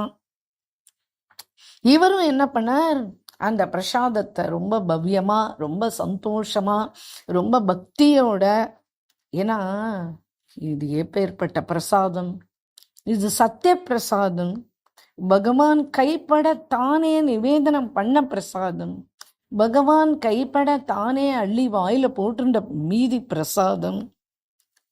இந்த பிரசாதத்தை சாப்பிட்டாரோ இல்லையோ, ஜன்ம ஜன்மாந்தரமா என்னென்ன பாவங்கள் உள்ள அழித்துன்றிருந்து மனசுல துக்கங்களா அது வெளிப்பட்டு இருந்ததோ அத்தனையும் போய் ஒரு நிர்மலமான தூக்கம். அன்றைய மாதிரி ஒரு தூக்கம் என்னைக்குமே அவர் தூங்கினது கிடையாது. அப்படி படுத்துட்டு அவர் தூங்குறார். காலையில விடிஞ்சது, மங்களா சமயம். வாஞ்சாராம் எழுந்தார், குளிச்சார். வினோத்ஜிக்கு மங்களாக்கு என்ன தயார் பண்ணணுமோ தயார் பண்ணலான்னு பார்த்தா, இவர் சமையல் கூடத்தை நன்னா அலம்பி விட்டுட்டு போயிருக்கார். இப்போ பார்த்தா யாரோ இங்கே சமையல் பண்ணியிருக்கா மாதிரி தெரியறது. சாமான்லாம் வேற பூரா அப்படியே நிரப்பி வச்சிருக்கா. அதையும் பார்க்குறார். என்னடா இது அதிசயமா இருக்கு, என்ன ஆச்சுன்னு தெரியலையே அப்படின்னு சொல்லிட்டு திடுக்கிட்டு போறார். அப்புறம் மங்களாவுக்கு என்ன வேணுமோ அதை மட்டும் பண்ணார். பண்ணி எடுத்துன்னு போய் மங்களா முடிச்சுட்டு வெளியில வந்தார். இந்த அதித்தி இவர் என்ன பண்ணார், எழுந்தார், காலை கடன்கள்லாம் முடிச்சுட்டார். வாஞ்சாராமா போய் பார்த்தார், நமஸ்காரம் பண்ணார். எங்கேருந்து வரையல் அப்படின்னு கேட்டார் வாஞ்சாராம். இந்த மாதிரி ரொம்ப நாளாக நான் வினோதை பார்க்கணும்னு பல பேர் சொல்ல சொல்ல எனக்கு இவனை பார்க்கறதுக்கு ரொம்ப ஆவலாக இருந்தது. பல நாட்களாக ராப்பகல் இவனுடைய நினைவு தான் எனக்கு. அதனால் இவனுடைய லீலைகளை கேட்டு கேட்டு நான் சந்தோஷப்பட்டு சிரிச்சிருக்கேன். அதனால் பல தடங்கல்கள் ஏற்பட்டது நான் கிளம்பும்போது. இருந்தாலும் வந்தே தீர்றது அப்படின்னு நான் கிளம்பி வந்துட்டேன். சரி, எப்போ வந்தேள்? அர்த்தராத்திரி. சரி, எப்படி உள்ளே வந்தேள்? நான் தான் கதவை தாளிட்டு இருந்தேனே அப்படின்னோடனே, ஆமாம் உங்கள் பையன்தான் கதவை திறந்தான். பையனா? எனக்கா? நான் இங்கே தனியாக தானே வாசம் பண்ணிட்டு இருக்கேன். அப்போ யார் வினோதுன்னு ஒரு பையன் கதவை திறந்தானே? வினோதா? வினோதுன்னு பேரை சொன்ன உடனே சரி சரி சரி சரி புரிஞ்சு போயிடுத்து. அவன் தான் இந்த லீலையெல்லாம் பண்ணிட்டு இருக்கான். சரி, ஆகாரம் எப்படி பண்ண அதை சொல்லுங்க. நான் பண்டாரம் தான் பூரா காலியாக எடுத்து நான் இன்னைக்கு தான் காலையில் எல்லா சாமானும் மங்களா முடிஞ்சு போய் வாங்கின்னு வரணும்னு நினச்சிட்டு இருந்தேன். நீங்கள் எப்படி இப்படி இந்த சாமான்லாம் எடுத்துன்னு வந்தேளா? இல்லை இல்லை இல்லை, நான் எதுவும் எடுத்துட்டுலாம் வரல. இப்படி பேசின்னு இருக்கும்போதே இந்த கடைக்காரன் வந்துட்டான் உள்ள. மகராஜ், நீங்கள் என்ன அர்த்தராத்திரி ஒரு பையனை அனுப்பிச்சி வச்சு அர்த்தராத்திரி சாமான் கேட்டு அனுப்புறேன்? எனக்கு அவனை முன்ன பின்ன இங்கே பார்த்ததே கிடையாது நான். சரி, என்னென்ன தெரியாது, நான் தீர விசாரிக்கணும் அப்படிதான் நான் நினச்சேன். ஆனால் ஏதோ ஒரு மாயாஜாலம் மாதிரி அந்த பையன் வந்து காசே கொண்டு வரல. என்னடா காசு இல்லாமல் எப்படி கொடுக்கறதுன்னு கேட்டேன். அவன் இந்த கடாவை என் கையில் வச்சான். நானும் நல்லா தூக்க கலக்கும், என்ன சாமான் வேணுமோ எடுத்துன்னு போது சொல்லிட்டு போய் படுத்துட்டேன். இந்த கடா யாருது அப்படின்னு எடுத்துன்னு வந்து காமிச்சார். பார்த்தா இவருக்கு எல்லாம் புரிஞ்சு போயிடுது. இவன் தான் தன் கையில் இருக்கிற தங்க கடாவை கழட்டி கொடுத்து சாமான்களை வாங்கின்னு வந்திருக்கான். இந்த வினோது பண்ண வினோதம் தான் அப்படின்னு அவருக்கு புரிஞ்சு போயிடுது. என்ன இந்த பாருங்க, இந்த கடாவை வந்து நான் உங்ககிட்ட திரும்பி கொடுக்கணுன்றதுக்காக தான் இப்போ வந்தேன்.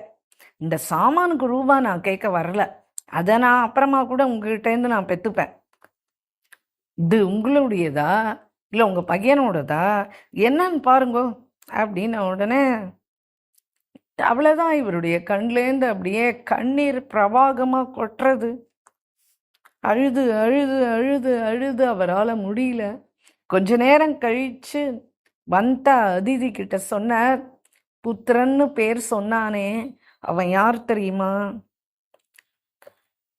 புத்திரனா வந்து கதவை திறந்ததும் கடைக்கு போனதும் இந்த பண்டாரம் பூரா சாமான்களை நொப்பி வச்சதும் எல்லாம் இந்த வினோத்ஜி தான், இந்த பகவான் தான். அப்புறம் வைஷ்யன்கிட்ட அந்த நடந்த விவரம் பூரா எடுத்து சொன்னார். அவனும் இப்படி பகவான் தான் வந்தான்னு நம்மளுக்கு தெரியாமல் போயிடுத்தே, இப்படி கிருப்பாளுமா என் கடையில் வந்து எனக்கு அனுகிரகம் பண்ண வந்தும் நான் போய் இப்படி போய் படுத்துன்னு தூங்கிட்டேனே, நான் எதையுமே தெரிஞ்சுக்கலையே அப்படின்னு அவரும் அழுதுண்டே வினோதோட காலில் போய் விழுந்து அழறார். அவனுடைய கழுத்துலேருந்து மாலை அப்படியே அந்த மளிகைக்காரனுடைய கழுத்தில் வந்து விழுறது. எல்லாமே வினோதம் தானே அவர் செய்கிறது.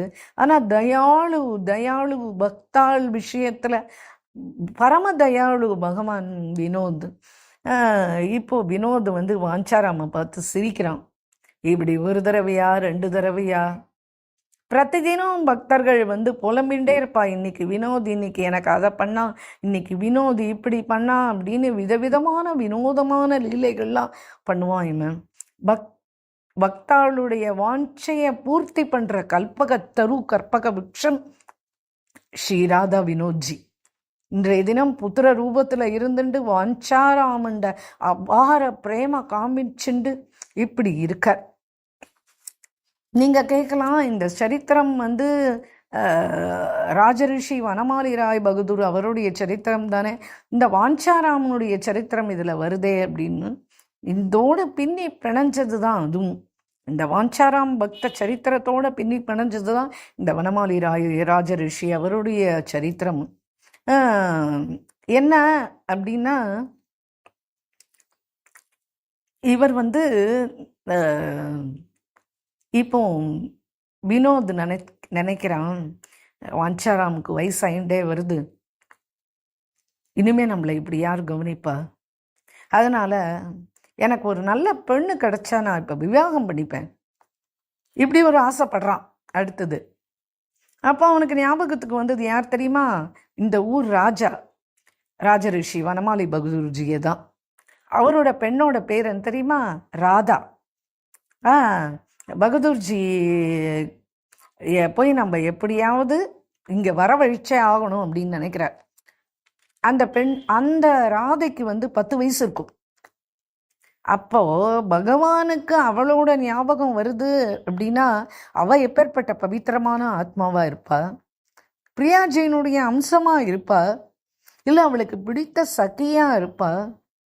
இப்போ வந்து வினோத்ஜிக்கு விவாகம் பண்ணிக்கணுன்ற ஆசை வந்துடுத்து. இப்போ இந்த சமத்கார லீலா இவருடைய மனசுல ஏற்பட்டுடுத்து. டாக்கூர்ஜி மனசுக்கு என்னமோ சுத்தி சுத்தி அந்த ராஜாவையும் அவர் பொண்ணையுமே சுற்றி சுற்றி வருது. தான் பிரகடனம் ஆன தினத்துலேருந்து புதுசாக தானே லீலைகள் பண்ணிட்டு வர்றார் இந்த வினோத்ஜி. இப்போ என்ன பண்ணார், திரும்பியும் வாஞ்சாராம் வந்து சாதாரண சராசரி व्यक्ति தான். ஆனால் இந்த வனமாளி ராய் பகதூருடைய பொண்ணோட இவருக்கு திருமணம் நடக்கணும்னா சரி அடுத்த காரியத்தை நகர்த்துவோம் அப்படின்னு திரும்பி அந்த ஹுக்கா கேட்டார் பார்த்தல அந்த தனிகன், அந்த பக்தனுடைய சொப்னத்தில் போய் திரும்பி பிரேரணை கொடுக்குற. என்ன? ஏ பகத்ஜி எழுந்துரு, நான் சொல்றத கேளு அப்படின்னு கனவுல போய் சொல்றார். வாரி அடிச்சுட்டு எழுந்து உட்கார்ந்து சொல்லுங்கோ வினோத்ஜி சொல்லுங்கோ அப்படின்னு கேட்குறார். எல்லாரும் இந்த ஊர்ல எந்தெந்த ஊர்ல இருந்தோ என்னை தரிசனம் பண்றதுக்கு வராளா இல்லையா? ஆமாம்மா வரா. ஆனா இந்த க்ஷேத்திரத்தினுடைய ராஜா, தட்டா ஸ்டேட் இருக்கு, இந்த ஸ்டேட்டோட ராஜா அவன் வரதே இல்லையே என்னை பார்க்கறதுக்கு. சரி, நான் கேட்கறதுக்கு இப்போ நீ எனக்கு பதில் சொல்லு. ராஜா பக்தனா அபக்தனா? இல்ல டாக்கூர்ஜி, ராஜா பக்தன் தான், பிரேமி கூட அவன், மேலும் சந்து சேவி. சரி, அவருடைய ராஜ்யத்துல தானே நான் நித்திய லீலா பண்ணிட்டு இருக்கேன். அவனுக்கு என்னை பார்க்கணும்னு அவசியம் இல்லையா? அவனுடைய ஊர்ல தானே நான் இருக்கேன். ஏன் வரல? நான் அவனுக்கு கிருப்பை பண்ணணும்னு நினைக்கிறேன். அவனுடைய மனோரதத்தை நான் பூர்த்தி பண்ணணும். அதனால நீ போய் அவன்கிட்ட போய் நான் சொன்னேன்னு சொல்லு. இதுக்கு மேலே அவன் வந்தா வரட்டும், இல்லைன்னா நான் பார்த்துக்கிறேன் அப்படின்னு சொல்கிறார். உடனே சமயம் பார்த்து மறுநாளைக்கு இந்த தனிகர் என்ன பண்ணுறாரு, எழுந்து தன்னுடைய வேலையெல்லாம் முடிச்சுட்டு வந்து வினோத்ஜியை நமஸ்காரம் பண்ணிட்டு, ராஜாவை போய் பார்க்கணும்னா சாதாரண விஷயம் இல்லையே, போய் ராஜாவை போய் சேவிக்கணுன்றதுக்காக இங்கே வந்து பகவானை ஸ்மரிச்சுட்டு அதுக்கப்புறமா போய் ராஜாவை போய் பார்க்குறார். மகாராஜ் ராஜாவை பார்த்த உடனே நமஸ்காரம் பண்ணுறார். ராஜா என்ன காரணம், எங்கே வந்தேள், யார் நீங்கள், என்ன இந்த மாதிரி எல்லாம் சொல்கிறார். சரி இருக்கட்டும், என்ன காரியமாக வந்தேன்? ஒன்றும் இல்லை, இந்த வினோத்ஜி டாக்கூர் நம்ம ஊருக்கு வந்திருக்காரே, அவர் வந்த நாளையிலேருந்து இன்னைக்கு வரைக்கும் பிரதிதினம் விதவிதமாக லீலைகள் பண்ணிகிட்டே தான் இருக்கார். அப்படியா? சரி,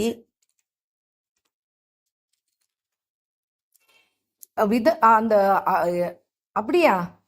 சரி, மேலே சொல்லுங்க. உடனே உங்களுடைய ராஜ்யத்தில் இருக்கிற இந்த நவகிராம்னு ஒரு இடம் இருக்கே, அதனுடைய கர்மாச்சாரி அவர் இந்த வாஞ்சாராம்ஜி இருக்கார் இல்லையா, அவருக்கு தான் இந்த வினோத்ஜி கிடைச்சான்.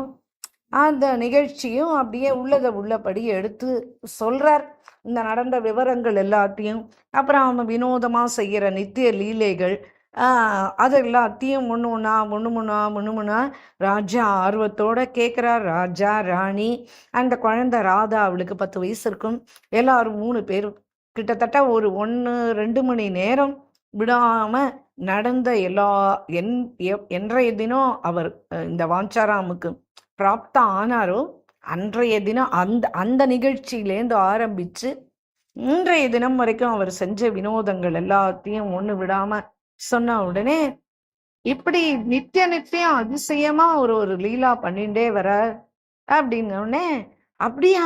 அப்படின்னா அந்த வினோத்ஜியை நானும் கண்டிப்பா பார்த்துதான் ஆகணும் அப்படின்னு சொல்றாரு ராஜா. ஏற்கனவே நம்ம பார்த்தோம் இல்லையா, அந்த சாது பந்து சுந்தர், அவருடைய அனுகிரகத்தினால ராஜா பக்தரா மாறினார்னு சொன்னோம் இல்லையா. உடனே ராஜா என்ன பண்ணார், தன்னுடைய ராணி, அந்த ராதை தன்னுடைய பொண்ணு, 3 பேரோடையும் சேர்ந்துட்டு அன்றைய தினமே கிளம்பி வினோத்ஜியை பார்க்கறதுக்கு போனார். தர்ஷனம் பண்றார் ராஜா. வாஞ்சாராம் தன்யா அப்படின்னு ரொம்ப கொண்டாடுறார் ராஜாவை. வினோத்ஜியை பார்த்து இது ஒரு திருவிளையாடலா அப்படின்னு சிரிக்கிறார். தர்ஷனம் பண்ண வந்த அந்த ராஜா, ராணி, அந்த குழந்தை 3 பேருமே மனதை அங்கேயே பறி கொடுத்துட்டா. ஒரு தடவை பூரா பார்த்தா, கொஞ்ச நாள் உட்காந்துட்டு இருந்தா, திரும்பி கிளம்பினா, திரும்பியும் உள்ள வந்தா, திரும்பியும் பார்த்துட்டே இருக்கா, திரும்பியும் கிளம்பினா, திரும்பியும் உள்ள வந்தா, 3 தடவை அந்த மாதிரி. ராதைக்கு போகணுன்னு இருந்தா அப்பா இருக்கு, இன்னும் கொஞ்ச நாள் பார்த்துட்டு போலான்றார். ராஜா கிளம்பலான்னா ராணி இன்னும் கொஞ்ச நாள் இருந்து பார்த்துட்டு போலான்றார். இப்படி அவ கேட்ட அந்த வினோதங்கள் எல்லாத்தையும், அந்த அதிசயங்கள் எல்லாத்தையும் மேல மேல அவளே அசை போட்டுண்டு அந்த பகவானை பார்க்குற காட்சியும், அந்த பகவான் அவளுக்கு அனுகிரகம் பண்ணுறதையும், அவன் பக்தியோடையும் பிரேமையோடையும் பகவானை அவன் கொண்டாடுறதையும் எல்லாம் இந்த வாஞ்சாராம்ஜி பார்த்துட்டே இருக்க. வினோத்ஜிக்கு ரொம்ப சந்தோஷம், நம்ம நினைச்சது நடக்க போறது அப்படின்னு. அந்த ராதாவை தன்னுடைய அர்த்தாங்கினியை ஆக்கின்லாம் அப்படின்னு சொல்லிட்டு ராதையை பார்த்து இப்ப சிரிச்சாரு, கண்ணடிச்சிட்டார். கண்ணடிச்சாரோ இல்லையோ அந்த குழந்தை ஓடி போய் அம்மா அம்மா அப்படின்னு அம்மாவை கூப்பிட்டுது. என்னம்மா அப்படின்னா, ராணி, டாக்கூர் என்னை பார்த்து சிரிக்கிறார்மா, என்னை பார்த்து கண்ணடிச்சிட்டாருமா அப்படின்றது. உடனே அம்மா வந்து, சும்மா இரு, இது பகவான், நமஸ்காரம் பண்ணு, என்ன இது நீ இப்படிலாம் சொல்ற, தர்ஷனம் பண்ணு பகவான அப்படின்னு காதை பிடிச்சு திருகுறா. அவன் உடனே இதை பார்த்துட்டு இன்னும் சிரிக்கிறான். அவன், ராதா 10 வயசு குழந்தை, யார் நம்புவா இதெல்லாம். பண்டிட்ஜி என்ன பண்ணார், உள்ளேருந்து மாலை, அப்புறம் பிரசாதம், அப்புறம் பீடா பிரசாதம் எல்லாத்தையும் எடுத்துன்னு வந்து ஒரு பெரிய தட்டில் தாம்பாளத்தில் வச்சு ராஜாவை கௌரவிக்கிறார். அவருக்கு மாலை போட்டு, ராணிக்கு மாலையை கொடுத்து, ராணிக்கு போட சொல்லி, அந்த குழந்தைக்கு மாலை போட்டு எல்லாம் பண்ணி எல்லா பிரசாதங்கள்லாம் கொடுத்து ஆசீர்வாதம் பண்றார். இப்ப 3 பேரும் வீடுக்கு கிளம்பி போயிட்டா. ஆனா ஹிருதயத்தை மட்டும் வினோத்ஜி கிட்ட பறி கொடுத்துட்டா. இப்போ தரிசனத்துக்காக அடிக்கடி அடிக்கடி அடிக்கடி அடிக்கடி வர ஆரம்பிச்சுட்டா.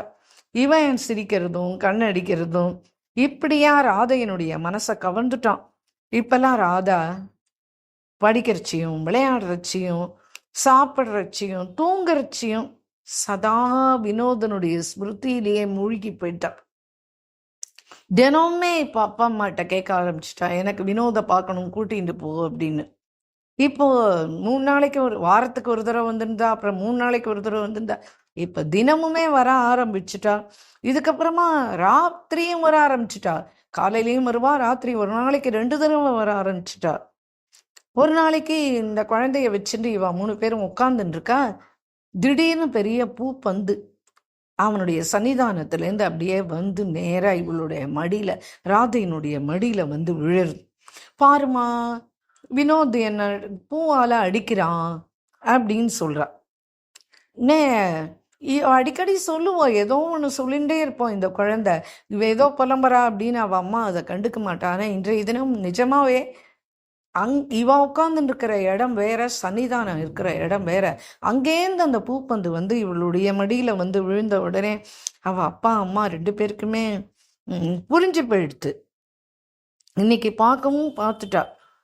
இன்னைக்கும் பிருந்தாவனத்துல போனேன்னா ராமகிருஷ்ணா மிஷன் ஹாஸ்பிட்டல் இருக்கு, அதுக்கு பக்கத்துல தராஸ் மந்திர். அங்க போய் ராதா வினோதுன்னு கேட்டா புரியாது அவளுக்கு. தராஸ் மந்திர், ஜமாயி டாக்கூர், ஜமாயின்னா அவ மாப்பிள்ளை டாக்கூர், ஜமாயி டாக்கூர்னு சொன்னால் இந்த ரிக்ஷாக்காரன் முதற்கொண்டு கரெக்டாக எடுத்துணுமே இந்த கோயிலில் விட்டுடுவான். ஆனால் பிருந்தாவனம் போனால் கண்டிப்பாக பார்க்க வேண்டிய டாக்கூர். எவ்வளவு வினோதமான டாக்கூர் அவர். இப்போ ராதைக்கு வந்து வீடே பிடிக்காம போயிடுத்து. அப்படி ஆக்கர்ஷிச்சுட்டான் பகவான் ராதைய. அப்பா, நான் இனிமே வீட்டுக்கே வரமாட்டேன்ப்பா, என்னை இங்கேயே விட்டுட்டு போயிடுங்கப்பா, நான் இங்கேயே இருக்கேன் அப்படின்னு சொல்ற. ராஜா எப்படி கோயில்ல குழந்தைய விட்டுட்டு போக முடியும்? அதனால அப்படிலாம் சொல்லக்கூடாதுமா, நான் திரும்பி நாளைக்கு வேணாலும் கூட்டிட்டு வரேன், இங்கெல்லாம் விட்டுட்டு போக முடியாதுமா அப்படின்னே ராதா அழறா, ரொம்ப துக்கப்படுறா, ராத்திரி பூரா அழறா. உடனே ராஜாவும் ராணியும் வந்தா, இதை பாரு ராதா, இப்படிலாம் அடம் பிடிக்கக்கூடாது, இப்படிலாம் அழக்கூடாது, உடம்புக்கு வந்துடும். நடக்காத விஷயத்துக்கு நீ ஆசைப்படுறமா, இப்படி அழுது அழுது நீ உடம்புக்கு ஏதாவது வந்துடுத்துனா நாங்கள் தானே பெற்றோர், எங்களுக்கு தெரியும் உனக்கு என்ன பண்ணணும்னு சொல்லிட்டு அப்படின்னா ராதா சொல்றா, நான் வினோத் இல்லாம இனிமே ஒரு க்ஷணம் கூட இருக்க மாட்டேன், என்ன வினோதுக்கிட்ட கூட்டிட்டு போங்கோ அப்படின்னு அழறா அவ அப்பா மடியில படுத்துட்டு. உடனே ராஜா சொன்னார், குழந்தை, கோயில்ல போய் எங்கம்மா தங்குவ? மேலும் நம்ம குடும்பம் ராஜ குடும்பம், கன்னியா மரியாதைன்னு ஒண்ணு இருக்கு. இது அதனால இது மரியாதை சம்பந்தப்பட்ட விஷயமா, இதெல்லாம் நடக்காது அப்படின்னு சொல்லிட்டு ராஜா எழுந்து போயிட்டார். உடனே ராதா வந்து, அதெல்லாம் ஒன்றும் பெரிய விஷயம் இல்ல அம்மா, நீ தான் சொல்லணும் அப்பா கிட்ட. சரி நான் போல, நீங்க அவனை இங்க கூட்டின்னு வாங்களேன். நம்மளுடைய அரண்மனை எவ்வளவு பெரிய அரண்மனை, இங்க தங்கக்கூடாதா? அவரை போய் கூட்டின்னு வாங்க அப்படின்னு சொல்லிட்டு இவ அம்மாட்ட சொல்றா. உடனே ராஜா சொல்றார்,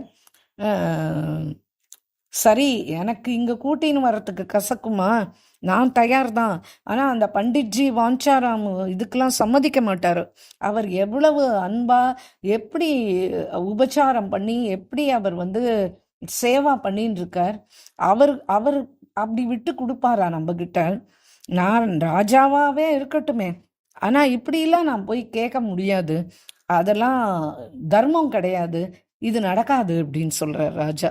உடனே ராதா சொல்றா, இல்லப்பா என்னண்ட வினோத்ஜி என்ன தெரியுமா சொன்னா, நீ உங்க அப்பாட்ட என்ன மகளுக்கு கூட்டின்னு வர சொல்லி நீ கேளு, நானும் எங்க அப்பா வாஞ்சாராம் கிட்ட சொல்றேன், 2 பேரும் மனசு ஒப்பினா அப்ப நானும் நீயும் ஒரே இடத்துல இருக்கலாமா கூடாதா?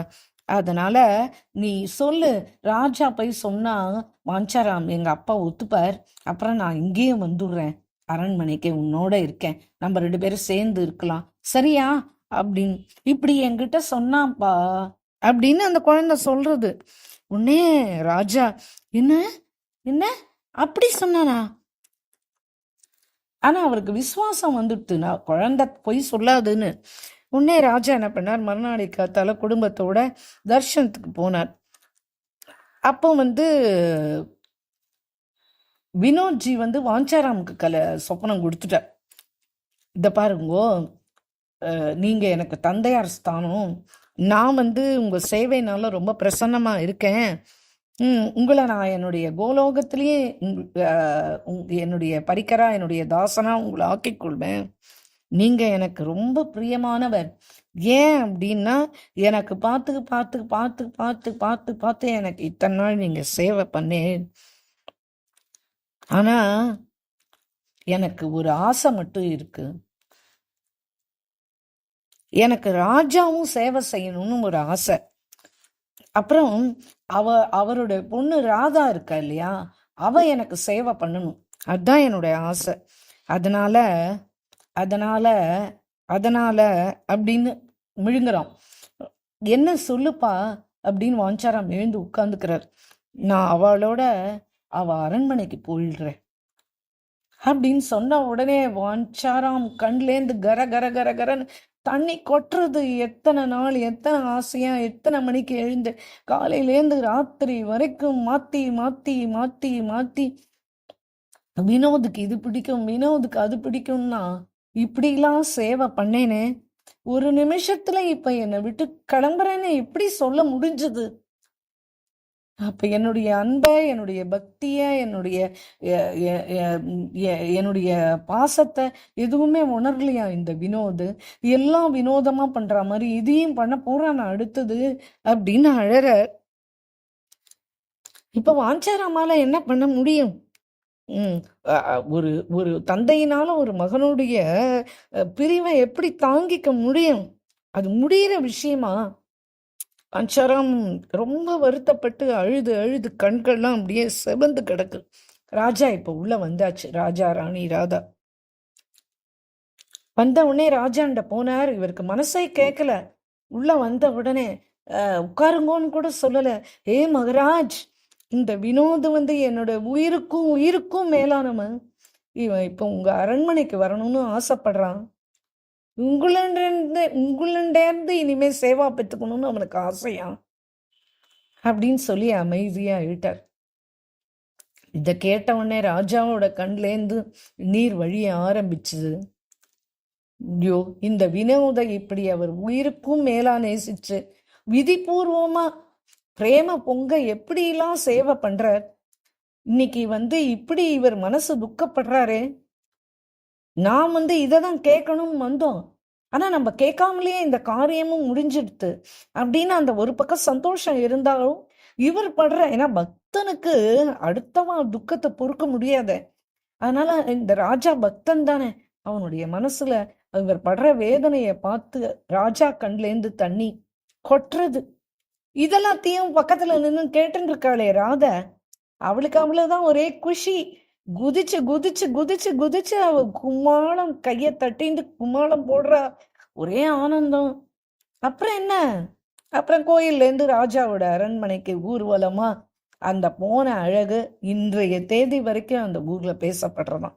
அப்படி ஒரு அற்புத உற்சவம் நடத்தி ராஜா அந்த வினோத அப்படி கூட்டின்னு போறார் அவருடைய அரண்மனைக்கு. பல்லக்கு சேவை என்ன, யானைகளோட அணிவகுப்பென்ன, குதிரைகளுடைய அணிவகுப்பென்ன, ராஜா குதிரையில மேல தாளங்கள் முழங்க, கொடி பதாகைகளோட பக்தர்கள்லாம் ஒரு பக்கம் கரகோஷம் எழுப்ப, பாகவதர்கள்லாம் அப்படியே நாம சங்கீர்த்தனம் பண்ண, அந்த அந்த உற்சவத்தினுடைய அழக வர்ணிக்கவே முடியாது அப்படின்றார் மகராஜ். அப்புறம் இப்போ அரண்மனையை அடைஞ்சாச்சு.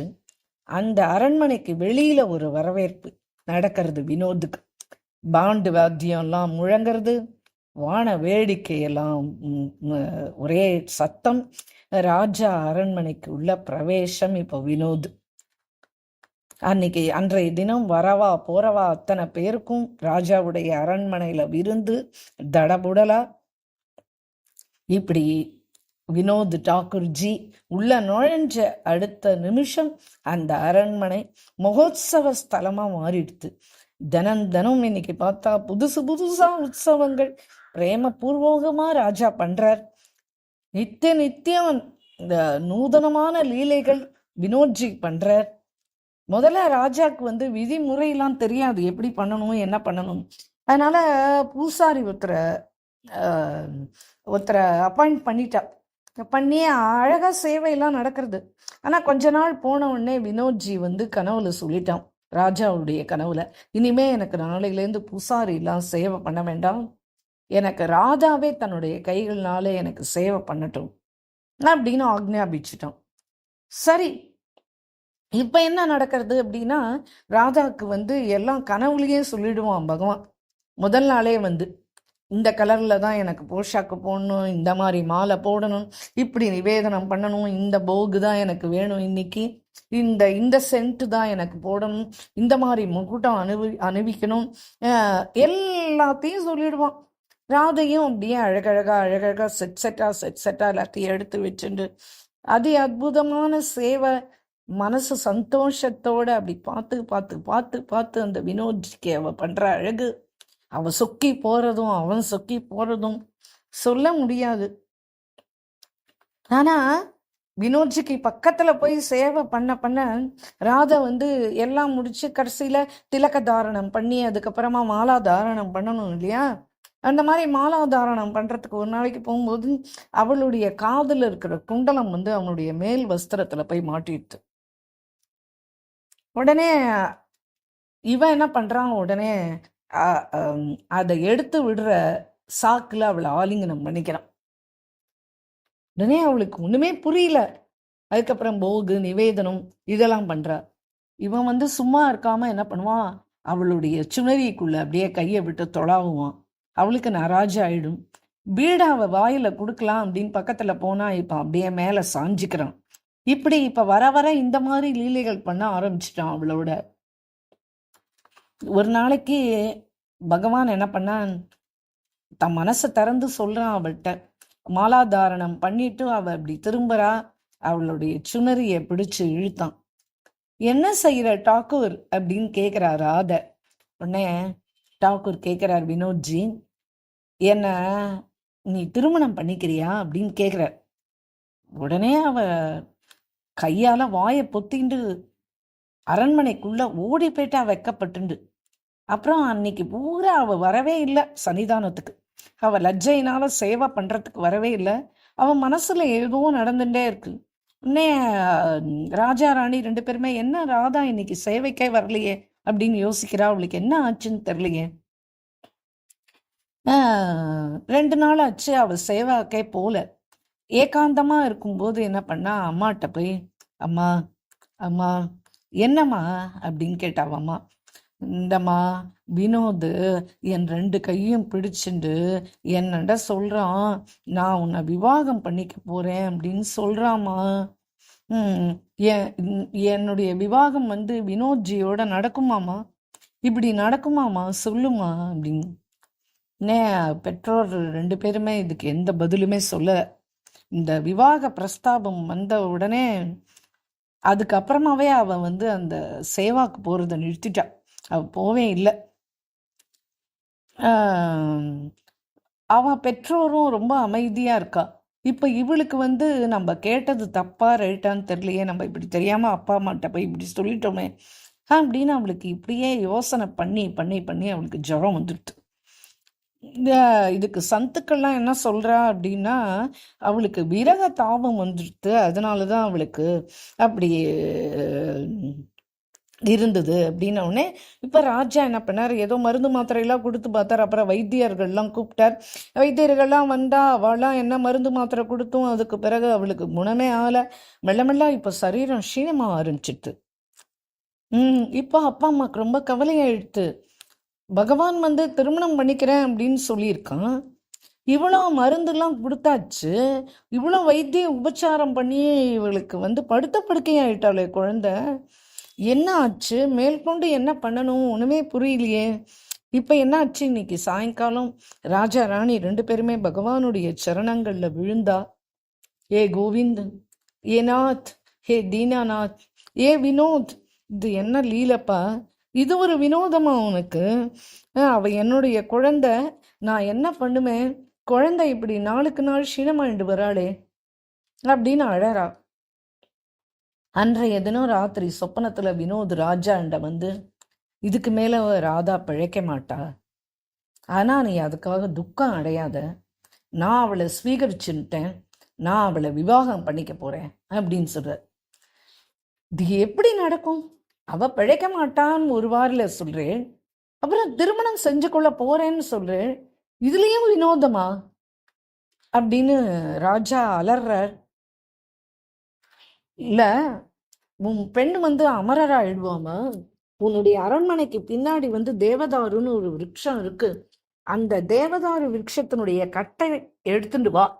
அந்த கட்டையினால இந்த ராதா, உன் மகள் ராதா இருக்கா இல்லையா, அவளுக்கு ஒரு மூர்த்தி பண்ணி அந்த மூர்த்தியை அப்படியே தத்ரூபமா உன் பொண்ணுனுடைய ஆக்கிருதி மாதிரியே இருக்கணும் பண்ணி, அந்த ராதாராணியினுடைய ஸ்ரீராதாராணியுடைய அந்த விக்கிரகம் பண்ண பிறகு அந்த விக்கிரகத்தை எடுத்துன்னு வந்து என்னண்ட நீ வந்து பக்கத்துல விதிவத்து ஸ்தாபனம் பண்ணு. அப்போ நான் உன்னுடைய மகளை வந்து விவாகம் பண்ணிப்பேன். உன்னுடைய பெண் வந்து பிராணனை விட்ட உடனே அந்த பிராணன் வந்து அந்த மூர்த்திக்குள்ள பிரவேசம் ஆயிடும். அதுக்கப்புறம் சதா சதா சதா உன்னுடைய புத்திரி வந்து அகண்ட சௌபாகியவதியா இருப்பா. கேட்ட உடனே ராஜா நடுங்கி போயிட்டார். கண்லேருந்து தார தாரையா தண்ணி கொட்டுறது. கதறி கதறி அழறார். எப்படி இது நடக்கும்? நான் என் மனைவிக்கு என்ன பதில் சொல்வேன்? இதெல்லாம் என்ன இது?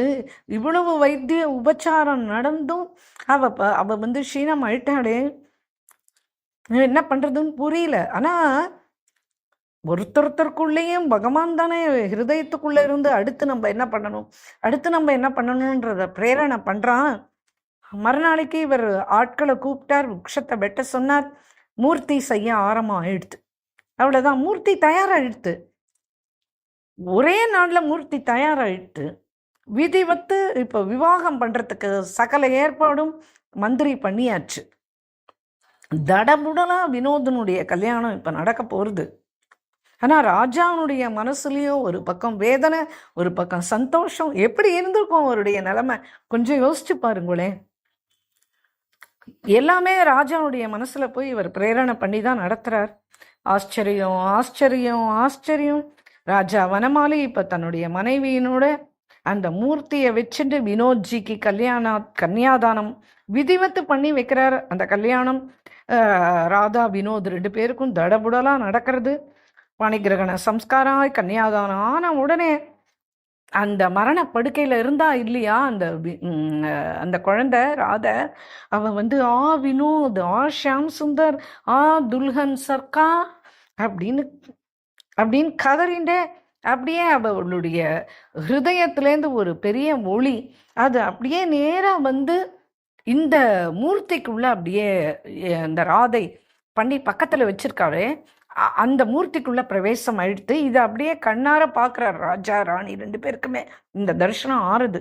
பலிஹார் பலிஹார், அற்புதம் அற்புதம். இப்ப என்ன ஆச்சு, ஒரு பக்கம் ராஜாவினுடைய மகள் அப்படின்ற முறையில அவளுக்கு ஒரு பக்கம் அந்த அந்த சரீரத்துக்கு தகன சம்ஸ்காரம், இன்னொரு பக்கம் வினோத் ஜியோட ராதாவுக்கு வந்து விவாகம். ஒரு பக்கம் விவாக சம்ஸ்கார், ஒரு பக்கம் தகன சம்ஸ்கார். இப்ப ராஜாவினுடைய மகள், இப்ப அவளுக்கு கல்யாணம் ஆயிடுத்து. ராதை வந்து இப்ப நித்திய சுவாசினியா ஆயிட்டா. இவளுக்கு சம்ஸ்காரமுமே சுமங்கலி சாமான்லாம் மடியில கட்டி அந்த தகன சம்ஸ்காரம் வந்து சுவாசினி சம்ஸ்காரம் மாதிரி தான் நடத்துறா. அப்புறம் அவ இப்போ வந்து ராஜா ரொம்ப தளர்ந்து போயிட்டார். வினோதுக்கு ரொம்ப சந்தோஷமா இருக்கான். இப்போவும் அந்த தன்னுடைய ராதை வந்து வினோதுக்கு பக்கத்துல வாசம் பண்றதா தான் ராஜா நம்புறார். அதனால அது வந்து தாருமூர்த்தி இல்லை, அது வந்து சாக்ஷாத் தன்னுடைய மகளே தான் அங்க இருக்கா அப்படின்னு அவ நம்புறா. இப்போ இப்போ வினோத் என்ன ஆனார்னா ராஜாக்கு மாப்பிள்ளையா ஆயிட்டார். இதை தானே எதிர்பார்த்தார், இதையும் நடத்திட்டார். இப்ப ராஜரிஷி வனமாலி மாமனார் ஆயிட்டார். யாருக்கு? சாக்ஷாத் பகவானுக்கே ஜமாய் டாக்கூர் ஆகிட்டார். இப்ப ஸ்ரீ ராதா வினோதா மாறிட்டார். அச்சா, உலகம் பூரா இப்போ வினோத் ராஜாவுடைய அரண்மனைக்கு வந்தது, வாசம் பண்ணது, சேவா பெத்துண்டது, ராதைய விவாகம் பண்ணிண்டது, இப்படி சதா சதா இப்படி மாப்பிள்ளையா மாறிட்டது. இப்ப ஜமாயில் டாக்கூர்ன்ற பேரோட எல்லாரும் வந்து அவருக்கு சேவா பண்றது. இன்னைக்கும் பார்த்தோம்னா வங்காளத்துல இந்த ஜேஷ்ட கிருஷ்ண சஷ்டி அந்த திதிய வந்து ஜமாய் சஷ்டி அப்படின்னு சொல்லிட்டு தான் கொண்டாடுறா. இன்னைக்கு ரொம்ப திவ்ய ரூபத்துல அந்த சஷ்டி உற்சவம் ரொம்ப பிரமாதமா நடக்கிறது.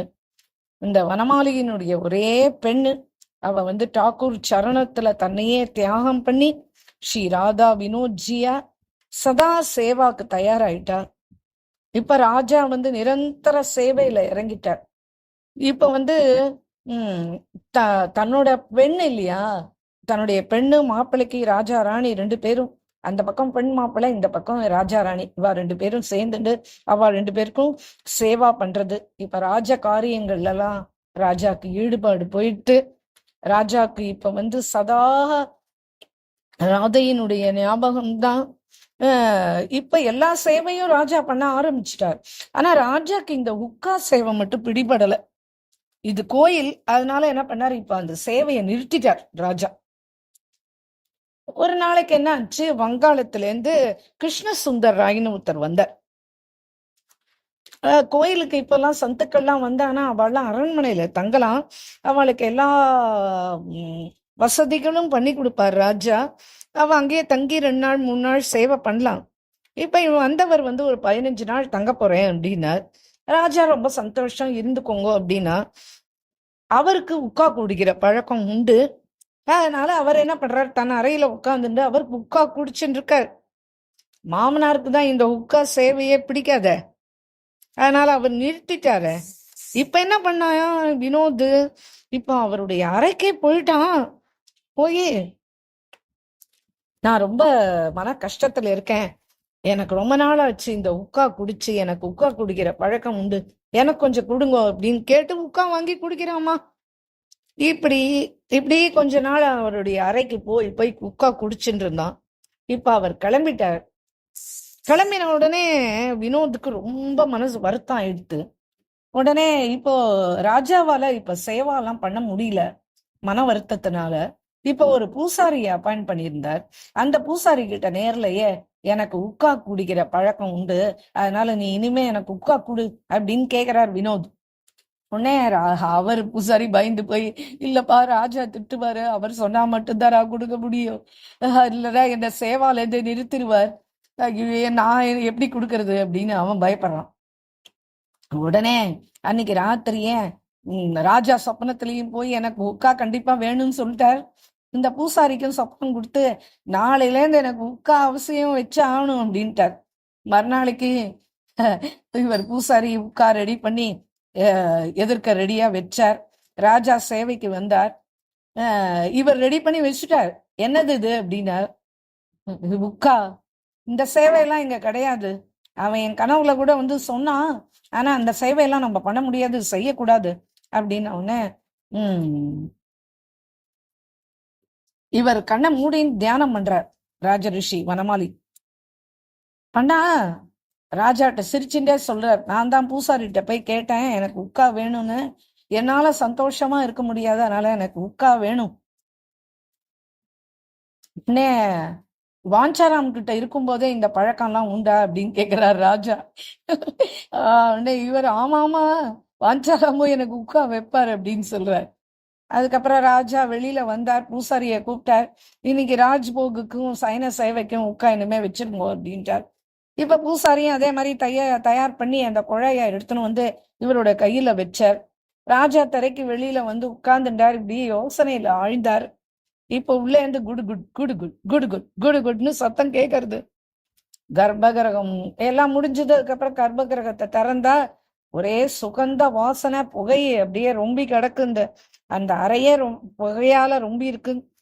எவ்வளவு பெரிய வினோதம், இவ்வளவு அதிசயம் பண்றார் இந்த வினோத்ஜி. பிரேமபூர்வகமா ராஜாவும் சேவை பண்றார். இப்படி நடந்துட்டே இருக்கு. ஆனா அதுக்கப்புறமா ராஜாக்கு ஏதோ இந்த தட்டாசுல இருக்க விருப்பம் இல்லை. அவருக்கு ஏதோ உடனே ராஜ்ய விவகாரங்களையும் இவரால் சரியா கவனிக்க முடியல. இவருக்கு இருதயம் பூரா பிரேம பக்தி அப்படியே பொங்கி வழியறது. உடனே என்ன பண்ணார், பத்னியோட கிளம்பி எல்லாத்தையும் அப்படியே விட்டாரு. மந்திரி கிட்ட சொன்னார், இனிமே எல்லா ராஜ்ய பாரங்கள்லாம் நீங்க எடுத்துக்கோங்க, நீங்க பாத்துக்கோங்க, நான் கிளம்புறேன் அப்படின்னு வினோத் டாக்கூர்ஜிய எடுத்துட்டா நேரா கிளம்பி பிருந்தாவனம் வந்துட்டார். அந்த சமயத்துல பிருந்தாவனத்துல வந்து அத்வைத வம்சத்தை சேர்ந்தவர் ஸ்ரீ ராதிகாநாத் கோஸ்வாமின்னு அவர் தான் அப்போ இருந்துட்டு இருந்தார். அவர்கிட்ட வந்து அவர் காலில் விழுந்தார். இந்த மாதிரி எல்லாம் நடந்தது எல்லாத்தையும் சொன்னார். அதுக்கப்புறமா அவர் இவருக்கு பஜன் சிக்ஷா கொடுத்தார். அதுக்கப்புறமா விரஜத்துல இருந்துட்டே இவர் தன்னுடைய ராஜா இல்லையா, என்ன தனம், பொட்டி கிடக்கிற தனம் எல்லாத்தையும் எடுத்துன்னு வந்துட்டார். அந்த வச்சு 2 பெரிய கோயில் கட்டினார். ஒண்ணு வந்து ராதா குண்ட் இருக்கு இல்லையா, அங்க இந்த உள்ள பரிக்கிரமா பாதையில போனா அங்க ராஜ்பாடி அப்படின்னு ஒரு இடம், ரொம்ப அற்புதமா இருக்குமா அந்த ராஜ்பாடி.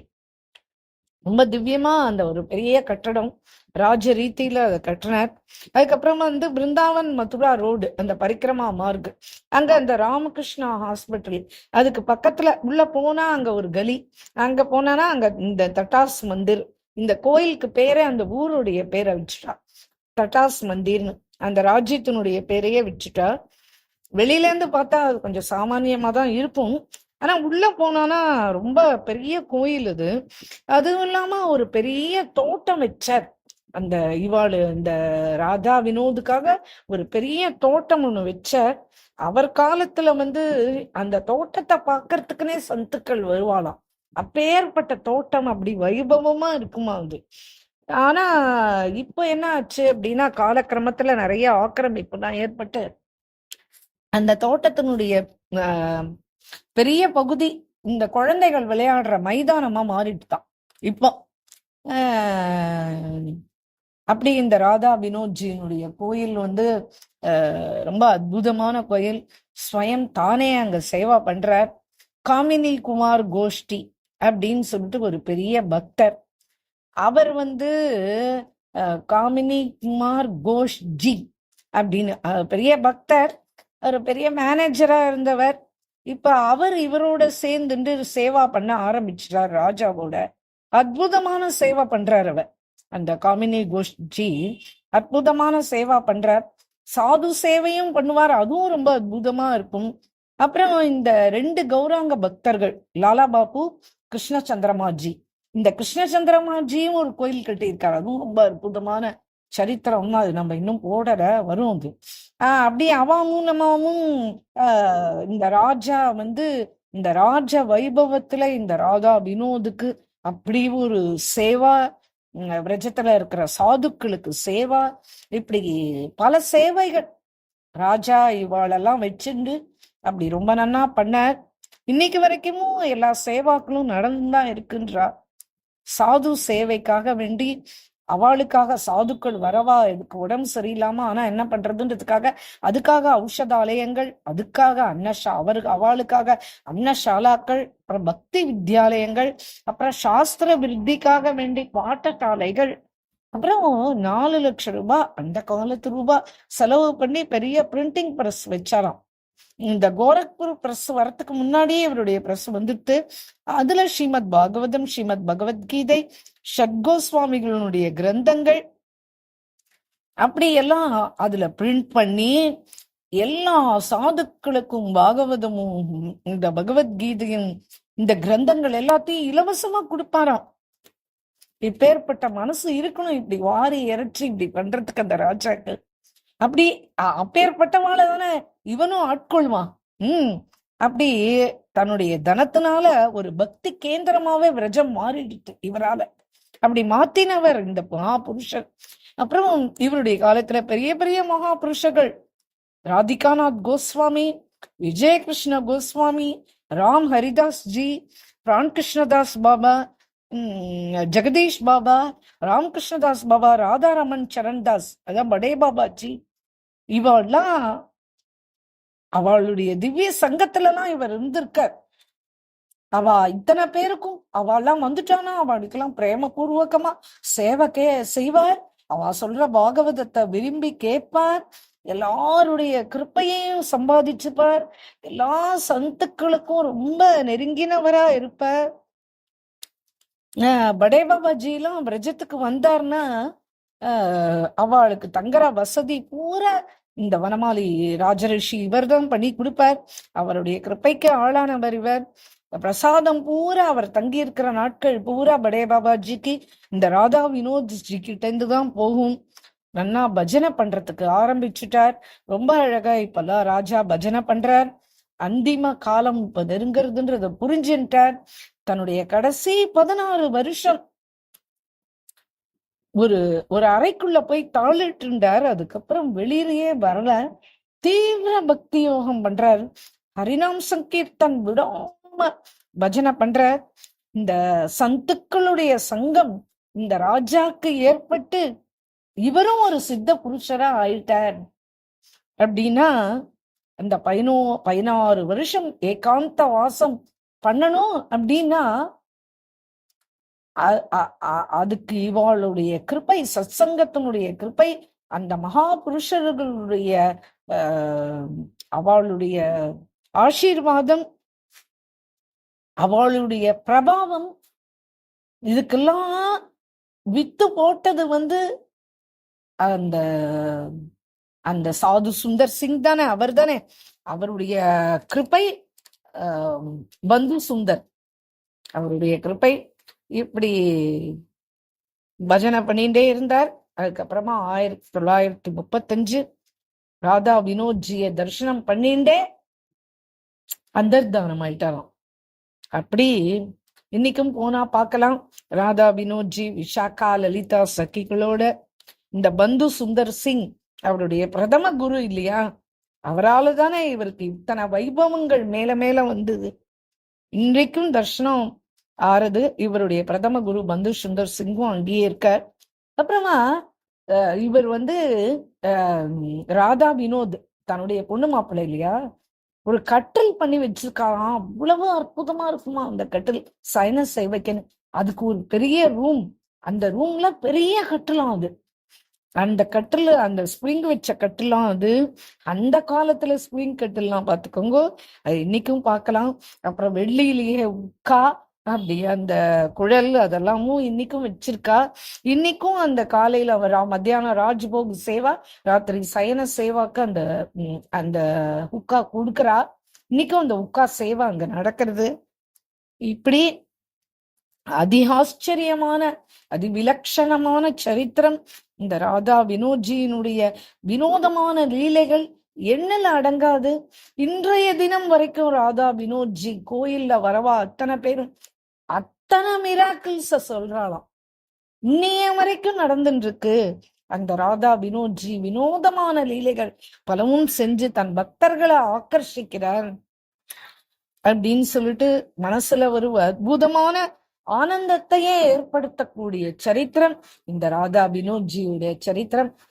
இன்றைக்கு கேட்கிற ஒரு பாக்கியம் நம்மளுக்கு பகவான் இன்றைய தினம் நமக்கு நம்முடைய குருநாதனுடைய கிருப்பையினால இந்த அற்புதமான பாக்கியம், இத ஸ்மரிச்சுக்கிற பாக்கியம் இன்றைய தினம் நமக்கு கிடைச்சது.